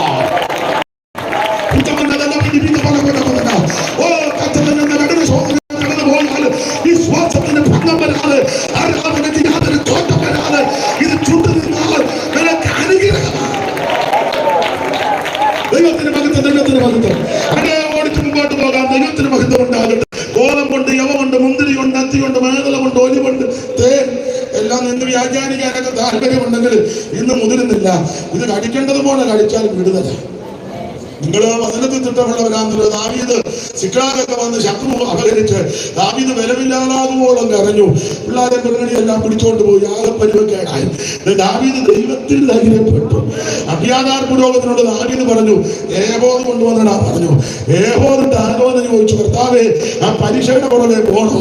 ദൈവം തമ്പുരാൻ പറഞ്ഞു പൊക്കോളാൻ പറഞ്ഞു. അങ്ങനെ 400 പേരെ കൂട്ടിക്കൊണ്ട് ദാവീദ് 600 പേരെ കൂട്ടിക്കൊണ്ട് പോയി. ബെസോർത്തോട്ടേക്ക് വന്നപ്പോ 400 പേര് പറഞ്ഞു, ഞങ്ങൾക്ക് ബെസോർത്തോട് കടക്കാൻ. പഴയ വീരസ്യമൊക്കെ പറയും, ഞങ്ങൾ ചെങ്കടലിൽ കിടന്നാലും എന്ത് വെച്ചാൽ യോർദാൻ കിടക്കുന്നതല്ലാതെ പഴയ വകുപ്പാ. എന്റെ ഗ്രാൻഡ് ഫാദർ അവിടെ നാട്ടിൽ ഇത് ഏത് കല്ല് ആയിക്കോട്ടെ, ഇളക്കി കളയൊന്നും വേണ്ട. പഴയ വകുപ്പ് ഞാൻ പറഞ്ഞിരിക്കുക. പക്ഷെ ഇപ്പൊ ബെസോർത്തോട് കിടക്കാൻ വേണ്ട. കുറച്ചു പേര് പറഞ്ഞു ഞങ്ങൾ അക്കരയ്ക്ക് വരുന്നില്ല. പിന്നെ ഉടക്കുണ്ടാക്കാതിരിക്കാൻ ദാവീദ് പറഞ്ഞു ഇവിടെ ഇരുന്ന് പ്രാർത്ഥിക്കുന്നു. ശിഷ്ടമുള്ളവരുമായിട്ട് അക്കരെ ചെന്നു. ഇവർ അക്കരെ ചെന്ന് കഴിഞ്ഞപ്പോൾ അങ്ങോട്ട് യാത്ര ചെയ്തപ്പോൾ വഴിയിൽ ഒരുത്തൻ കിടക്കുന്നു. അവൻ ക്ഷീണനായ രോഗിയാണ്. എന്റെ ഭാഷ പറഞ്ഞ പരിവക്കേടാ. അവനെ പൊക്കിയെടുത്തു ദാവീദിന്റെ ഇടയ്ക്ക് കൊണ്ടുവന്നു. അപ്പൊ ദാവീദ് അവനോട് ചോദിച്ചു, IPC ആണോ, ചർച്ചക്കോടാണോ, അസംബ്ലി? അങ്ങനെ എഴുതിയിട്ടില്ല ഞാൻ എന്റെ ശൈലി. പിന്നെ ഓർഡിനേഷൻ കിട്ടിയോ? എടാ, അമേരിക്കയിൽ നിന്നും പേർഷ്യയിൽ നിന്നും കാശുമായിട്ട് വന്ന അന്നാലും ഓർഡിനേഷൻ കൊടുക്കും. പുസ്തകക്രമം പോലും അറിയാൻ മേല. ഇവിടെ 10-40 വർഷം പൂജാരി ചെയ്ത ഇപ്പോൾ ഇവാഞ്ചലിസ്റ്റ് ബാബു ഇവാഞ്ചലിസ്റ്റ് ബാബു 40 കൊല്ലമായിട്ട് ഞാൻ പറയുന്ന കാര്യം മനസ്സിലാകുന്നുണ്ടോ? ഇല്ലേ? നമ്മുടെ വിഷയമല്ല. എന്തിനാ അവർ ആരോഗ്യം ഉണ്ടാക്കി പിരിയുന്നേ? ഇവനെ പൊക്കിയെടുത്ത് ദാവീദിന്റെ കൊണ്ടുവന്ന് ചോദിച്ചു, പേരെന്നാ, എവിടുത്തുകാരനാ, ആരാ? 30-13 വായിക്കുക. ആദ്യം 13 വായിക്കുക. ശൗവേലിന്റെ 1-ാം പുസ്തകം 30-ാം അധ്യായത്തിന്റെ 13-ാമത്തെ വാക്യം താളിഞ്ഞോട്ട് മറിക്കുമ്പോൾ ഇടത്ത് വശത്ത് മേളിൽ ദാവീദ് അവനോട് നീ ആരുടെയാ?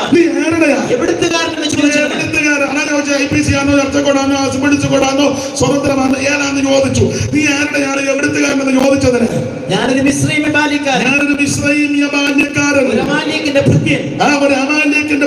3 ദിവസം മുമ്പ് എനിക്ക് ദീനം പിടിപെട്ടത് കൊണ്ട് എന്റെ യജമാനനെ ഉപേക്ഷിച്ചു. ഞാൻ ഇക്കാലം മുഴുവൻ സേവിച്ച അമാലേക്കനാകുന്ന എന്റെ യജമാനൻ എന്നെ ഉപേക്ഷിച്ച് ഈ വഴിയിൽ തിരിക്കുക. ഒരു കാര്യം എന്നെ കേൾക്കുന്നവരോട് പറയാ, ഇവന്റെ ആയുസ് മുഴുവൻ അമാലേക്കിന് വേണ്ടി യുദ്ധം ചെയ്തവനാ. ഇവൻ അമാലേക്കിനെ പ്രസാദിപ്പിക്കുവാൻ, സേവിക്കുവാൻ യുദ്ധം ചെയ്തു. എന്നാൽ ആ യുദ്ധമൊക്കെ ഇഷ്ടപ്പെട്ടെങ്കിൽ ഇവന് രോഗിയായപ്പോൾ, ക്ഷീണിതനായപ്പോൾ ഇക്കാലം അത്രയും സേവിച്ച അമാലേക്കൻ ഇവനെ വഴിയിലിട്ടേച്ചു പോയി. ഞാനൊരു കാര്യം എന്നെ കേൾക്കുന്നവരോട് പറയാ, എന്നാൽ നിന്റെ നല്ല കാലത്ത് ആരോഗ്യമുള്ളപ്പോൾ, ഓജസ്സുള്ളപ്പോൾ, കരുത്തുള്ളപ്പോൾ, ശബ്ദമുള്ളപ്പോൾ, ബലമുള്ളപ്പോൾ നീ കർത്താവിനെ സേവിച്ചാൽ നിനക്ക് രോഗം വന്നാൽ വഴിയിലിടത്തില്ല, ക്ഷീണം വന്നാൽ വഴിയിൽ ഉപേക്ഷിക്കത്തില്ല. ദീനത്തിൽ നിന്റെ കിടക്കയെ മാറ്റി നിൽക്കും, കരുത്തുപോലെ നിന്നെ ചുമക്കും. അതുകൊണ്ട് കർത്താവിന്റെ വേല ചെയ്യുന്ന, കർത്താവിന്റെ വേലയ്ക്ക് ചുമല കൊടുക്കുന്ന ദൈവത്തിന്റെ പൈതലേ, ദൈവം നിന്നെ ഉപേക്ഷിക്കത്തില്ല. ദൈവം നിനക്ക് കളിയെടുപ്പ് കാണുകയല്ല, സഹോദരങ്ങൾ കാണുകയല്ല. പക്ഷെ കർത്താവ് എനിക്ക് തുണ, നിന്നെ അനുഗ്രഹിക്കുന്നൊരു ദൈവമുണ്ടെന്ന് ഈ ഇസ്രായേലിലെ ബാല്യക്കാരൻ പറയുക. ഞാനൊരു അമാലേക്കിന്റെ വൃത്തൻ 3 ദിവസം മുമ്പ് ദീനം പിടിച്ചപ്പോ എന്നെ ഇട്ടേച്ചു പറഞ്ഞു. ഇതാ ലോകം. എന്തായാലും ഈ രോഗിയായി, ക്ഷീണിതനായി, പരുവക്കേട് കിടന്ന് ഇവനെ പൊക്കിയെടുത്ത് ദാവീദിന്റെ അടുക്കൽ കൊണ്ടുവന്നു. അപ്പൊ കൊണ്ടുവന്നപ്പോൾ 4 കൂട്ടം സാധനം കൊടുത്തു. അതാണ് 11-ാം വാക്യം. 11. അവർ വയലിൽ വെച്ചൊരു മിസ്രയീമിനെ കണ്ടു. ദാവീദിന്റെ അടുക്കൽ കൊണ്ടുവന്നപ്പോ ചോദിച്ചത് 13-ാം വാക്യം. അത് മുന്നേ കൊടുത്തേ ഉള്ളൂ. അപ്പൊ ഇവന് കൊടുത്ത കാര്യം ആരുന്നത്? അവൻ അപ്പം കൊടുത്തു. ആദ്യം അപ്പം കൊടുത്തു. വ്യാഖ്യാനിക്കാൻ നേരമില്ല. അപ്പം പിന്നെ അവൻ തിന്നു. അവന് കുടിപ്പാൻ വെള്ളം കൊടുത്തു. അപ്പം തന്നെ കൊടുത്താ തൊണ്ടേ കുരുന്നുവേ. അപ്പം തന്നെ കൊടുത്ത മനസ്സിലാകുന്നില്ല. പിന്നെ മനസ്സിലായിക്കോളൂ. തൊണ്ടേ അപ്പം കൊടുത്താൽ പിന്നെ വെള്ളമുണ്ട്. അപ്പം കൊടുത്തു, വെള്ളം കൊടുത്തു, പിന്നെ അവർ അവനൊരു കഷണം അത്തിയടയും. അത് രോഗശാന്തി തുടങ്ങുന്നതാ. അത്തി എല്ലാം വ്യാഖ്യാനിക്കാൻ ഭേദമില്ല. ഇവൻ രോഗിയാണ്, അതുകൊണ്ട് അവന്റെ പരുവം അനുസരിച്ചാ കൊടുക്കുന്നത്. ഇവൻ ക്ഷീണിതനായി കിടക്കുക, വെള്ളം അത്യാവശ്യമാണ്. ജീവന്റെ നിലനിൽപ്പിന് വെള്ളം അത്യാവശ്യമല്ലേ? പിന്നെ അപ്പം വേണം, അപ്പം കൊടുത്തു. ഇവന് അത്തിയട കൊണ്ട് കൊടുത്തു. രോഗി അത്തിയട. പിന്നെ അടുത്ത സാധനം 2 ഉണക്കമുന്തിരിക്കൊലയും കൊടുത്തു. ഇങ്ങോട്ട് നിർത്തിക്കാൻ ഞാൻ പറയുമ്പോൾ അടുത്ത വാക്യം വായിക്കണം. ആ 2 ഉണക്കമുന്തിരിക്കൊല. അപ്പോൾ അപ്പം കൊടുത്തു, വെള്ളം കൊടുത്തു, അത്തിയട കൊടുത്തു, 2 ഉണക്കമുന്തിരിക്കൊലയും കൂടെ കൊടുത്ത്. ആരാന്നറിയാമോ? ഇസ്രായേലിയ ബാല്യക്കാരൻ, അമാലേക്കിന്റെ ഭൃത്യൻ, ദീനം പിടിപെട്ട് കിടക്കുന്നവൻ, ജാഗാറായി കിടക്കുന്നവൻ, ആരോരുമില്ലാത്തവൻ, എല്ലാവരും ഉപേക്ഷിക്കപ്പെട്ടവൻ, എല്ലാവരും തള്ളപ്പെട്ടവൻ. അവൻ അവിടെ കിടന്നുകൊണ്ട് ചിന്തിച്ചു കാണും, ഇതോടെ ഞാൻ തീർന്നു, ഇതോടെ ഞാൻ നശിച്ചു, അയ്യോ ഞാൻ നശിച്ചു പോയി, എനിക്കിനി ആരുമില്ല, ഈ കിടപ്പിക്കണം എന്റെ ആയുസ് തീരുമല്ലോ ഓർത്ത് ഇവൻ തകർന്നു കിടന്നപ്പോൾ നല്ലതാകുന്ന ആ യേശു ക്രിസ്തുവിന്റെ ഭൃത്യന്മാര് അവനെ എടുത്തോണ്ട് വന്ന് ദാവീദിന്റെ അടുക്ക കൊണ്ട് കൊടുത്തു. അവനെ സ്ഥിതിയും ഗതിയും കണ്ടേച്ച് ദാവീദ് അവനോട് പേരുമെല്ലാം ചോദിച്ചു. പേര് ചോദിക്കുമ്പോ കൃത്യം പറയണേ, പാപിയാന്ന് നീ സമ്മതിക്കണം, നീ പാപിയാന്ന് സമ്മതിക്കണം, അമാലേക്കിന്റെ ഭൃത്യനാണെന്ന് നീ സമ്മതിക്കണം. നിന്റെ കുടുംബ മഹിമയൊന്നും പറയരുത്. ഞാൻ പകലോമറ്റത്തെ ആ ശങ്കരിപുരി ആ കാളികാവ കല്ലിയാ നിന്റെ കുന്തം ഓടാ. എടാ നീ പറ, ഞാനൊരു പാപിയാ, എനിക്കാരുമില്ല, എന്നെ രക്ഷിപ്പാൻ ആരുമില്ല. യേശുവേ നീ എന്നെ രക്ഷിക്കണം, യേശുവേ നീ എന്നെ കൈവിടരുത്, യേശുവേ നീ എന്നെ ഉപേക്ഷിക്കരുതെന്ന് ഇന്ന് രാത്രി പ്രാർത്ഥിക്കുക. യേശു നിന്നെ രക്ഷിക്കും. ആര്യവൊക്കെ തുറന്ന് പറഞ്ഞു, ഞാനൊരു അമാലേക്കിന്റെ ഭൃത്യനാ, ഇക്കാലം മുഴുവൻ അമാലേക്കിനെ ഞാൻ സേവിച്ചു തെറ്റിപ്പോയി, ഇപ്പൊ ഞാൻ രോഗിയാ, ഇവിടെ കിടക്കുന്ന ആരുമില്ല, എനിക്കാരുമില്ല. അങ്ങനെ അവൻ അനാഥത്വം പേറി നിരാശയുടെ വടുകുടിയിൽ കിടന്നവനെ പൊക്കിയെടുത്ത് ദാവീദിന്റെ അടുക്ക കൊണ്ട് കൊടുത്തപ്പോൾ അപ്പം കൊടുത്തത് ദൈവത്തിന്റെ വചനമാ. അവൻ അപ്പം ദൈവത്തിന്റെ വചനമാ. വെള്ളം അത് പരിശുദ്ധാത്മാവിന്റെ ശക്തിയാ. അത്തിപ്പഴക്കട്ട രോഗശാന്തി കൊണ്ടുവരുന്നതാ. മുന്തിരി കുല അല്ല, മുന്തിരികളെ നൽകി എന്നെ ശക്തീകരിക്കണമെന്ന ഈ 4 കൂട്ടം സാധനം ഈ ക്ഷീണനാഥൻ കൊടുത്തപ്പോൾ എന്തോ സംഭവിച്ച അടുത്ത വാക്യം അത് തിന്നപ്പോൾ അവൻ ഉയിർ വീണു.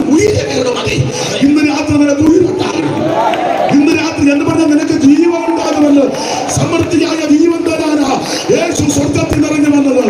അവിടുന്ന് ജീവന്റെ ഉറവിടമാ. ഇന്ന് രാത്രി നിന്റെ മരണഭീതി മാറ്റി, ചിത്തപ്രമ മാറ്റി, ആകുലത മാറ്റി, നിരാശകൾ മാറ്റി, ഇന്ന് രാത്രി സമൃദ്ധിയായ ജീവൻ നൽകുന്ന ജീവന്റെ ഉറവിടമായ ജീവന്റെ ഉറവിടമാകുന്ന യേശു, ഇന്ന് രാത്രി നിന്നെ രക്ഷിക്കുന്ന യേശു, നിന്നെ വിടുവിക്കുന്ന യേശു.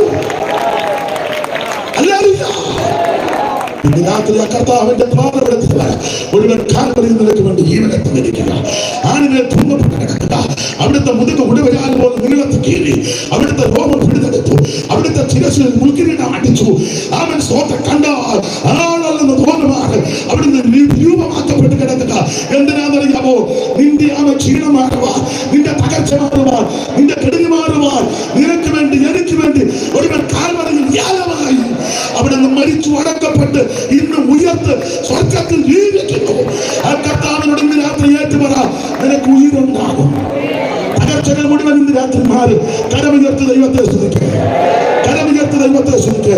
നാളെ സമയം ഉള്ളത് കൊണ്ട് ഈ 2 മിനിറ്റ് നേരത്തെ നിർത്തുക. നമ്മൾ തമ്മിലൊരു ധാരണ ഉണ്ടായിരുന്നല്ലോ. അദ്ദേഹം ചന്ദ്രപാസിനോട് സമയം പറഞ്ഞു. ഞാൻ പറഞ്ഞ അത്രയും സമയം എടുക്കത്തില്ല, അതിന് മുമ്പ് അങ്ങ് നിർത്താം. കാരണം നാളെ സഭായൊക്കെ ഉള്ളത് കൊണ്ട് കർത്താവ് അനുവദിക്കുകയാണെങ്കിൽ എന്തെങ്കിലും അവസരം കിട്ടിയാൽ ഇതിൻ്റെയൊക്കെ ഭാഗ്യം ചിന്തിക്കാം. ചിന്തിക്കേണ്ട കാര്യമില്ല, നിങ്ങൾക്കെല്ലാം അറിയാവുന്ന കാര്യമാണ്. എന്തായാലും അയവിറക്കി ഇന്ന് രാത്രി ദൈവത്തെ മഹത്വപ്പെടുത്താം. എല്ലാവരും അല്പസമയം ദൈവത്തെ സ്തുതിച്ചാട്ടെ. എല്ലാവരും അല്പസമയം ദൈവത്തിന് മഹത്വം കൊടുക്കാം. എല്ലാവരും അല്പസമയം ദൈവത്തെ സ്തുതിച്ചാട്ടെ. നല്ലൊരു ദേശത്തേക്കാണ് ദൈവം നിന്നെ കൊണ്ടുവന്നിരിക്കുന്നത്. ആരും നിരാശപ്പെട്ടു പോകരുത്, ആരും തളർന്നു പോകരുത്, ആരും ക്ഷീണിക്കരുത്, ആരും മടുത്തു പോകരുത്. നല്ല സ്ഥലത്തേക്കാണ് ദൈവം നിന്നെ എത്തിച്ചിരിക്കുന്നത്. അല്പസമയങ്ങൾ എല്ലാവരും ദൈവത്തിന് മഹത്വം കൊടുക്കുക.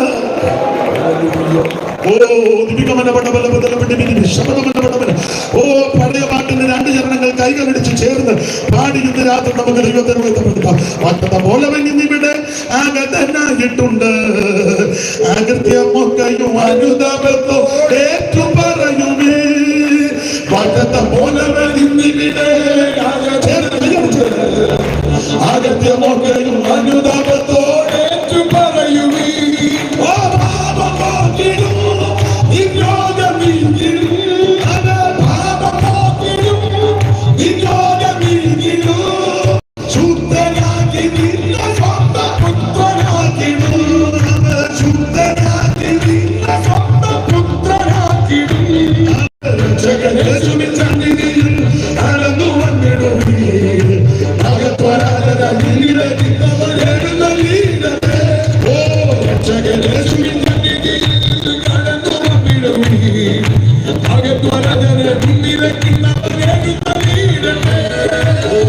സ്നേഹത്തിന്റെ ദർശനത്തിൽ ക്രൂശിൽ കണ്ടിടുക. പാവമില്ലാത്തവർ നിന്റെ ക്രൂശിൽ മരിച്ചുവല്ലോ. ഓ ദൈവസ്നേഹത്തിന്റെ ദർശനത്തിൽ ക്രൂശിൽ കണ്ടിടുക. പാവമില്ലാത്തവർ നിന്റെ ക്രൂശിൽ മരിച്ചുവല്ലോ.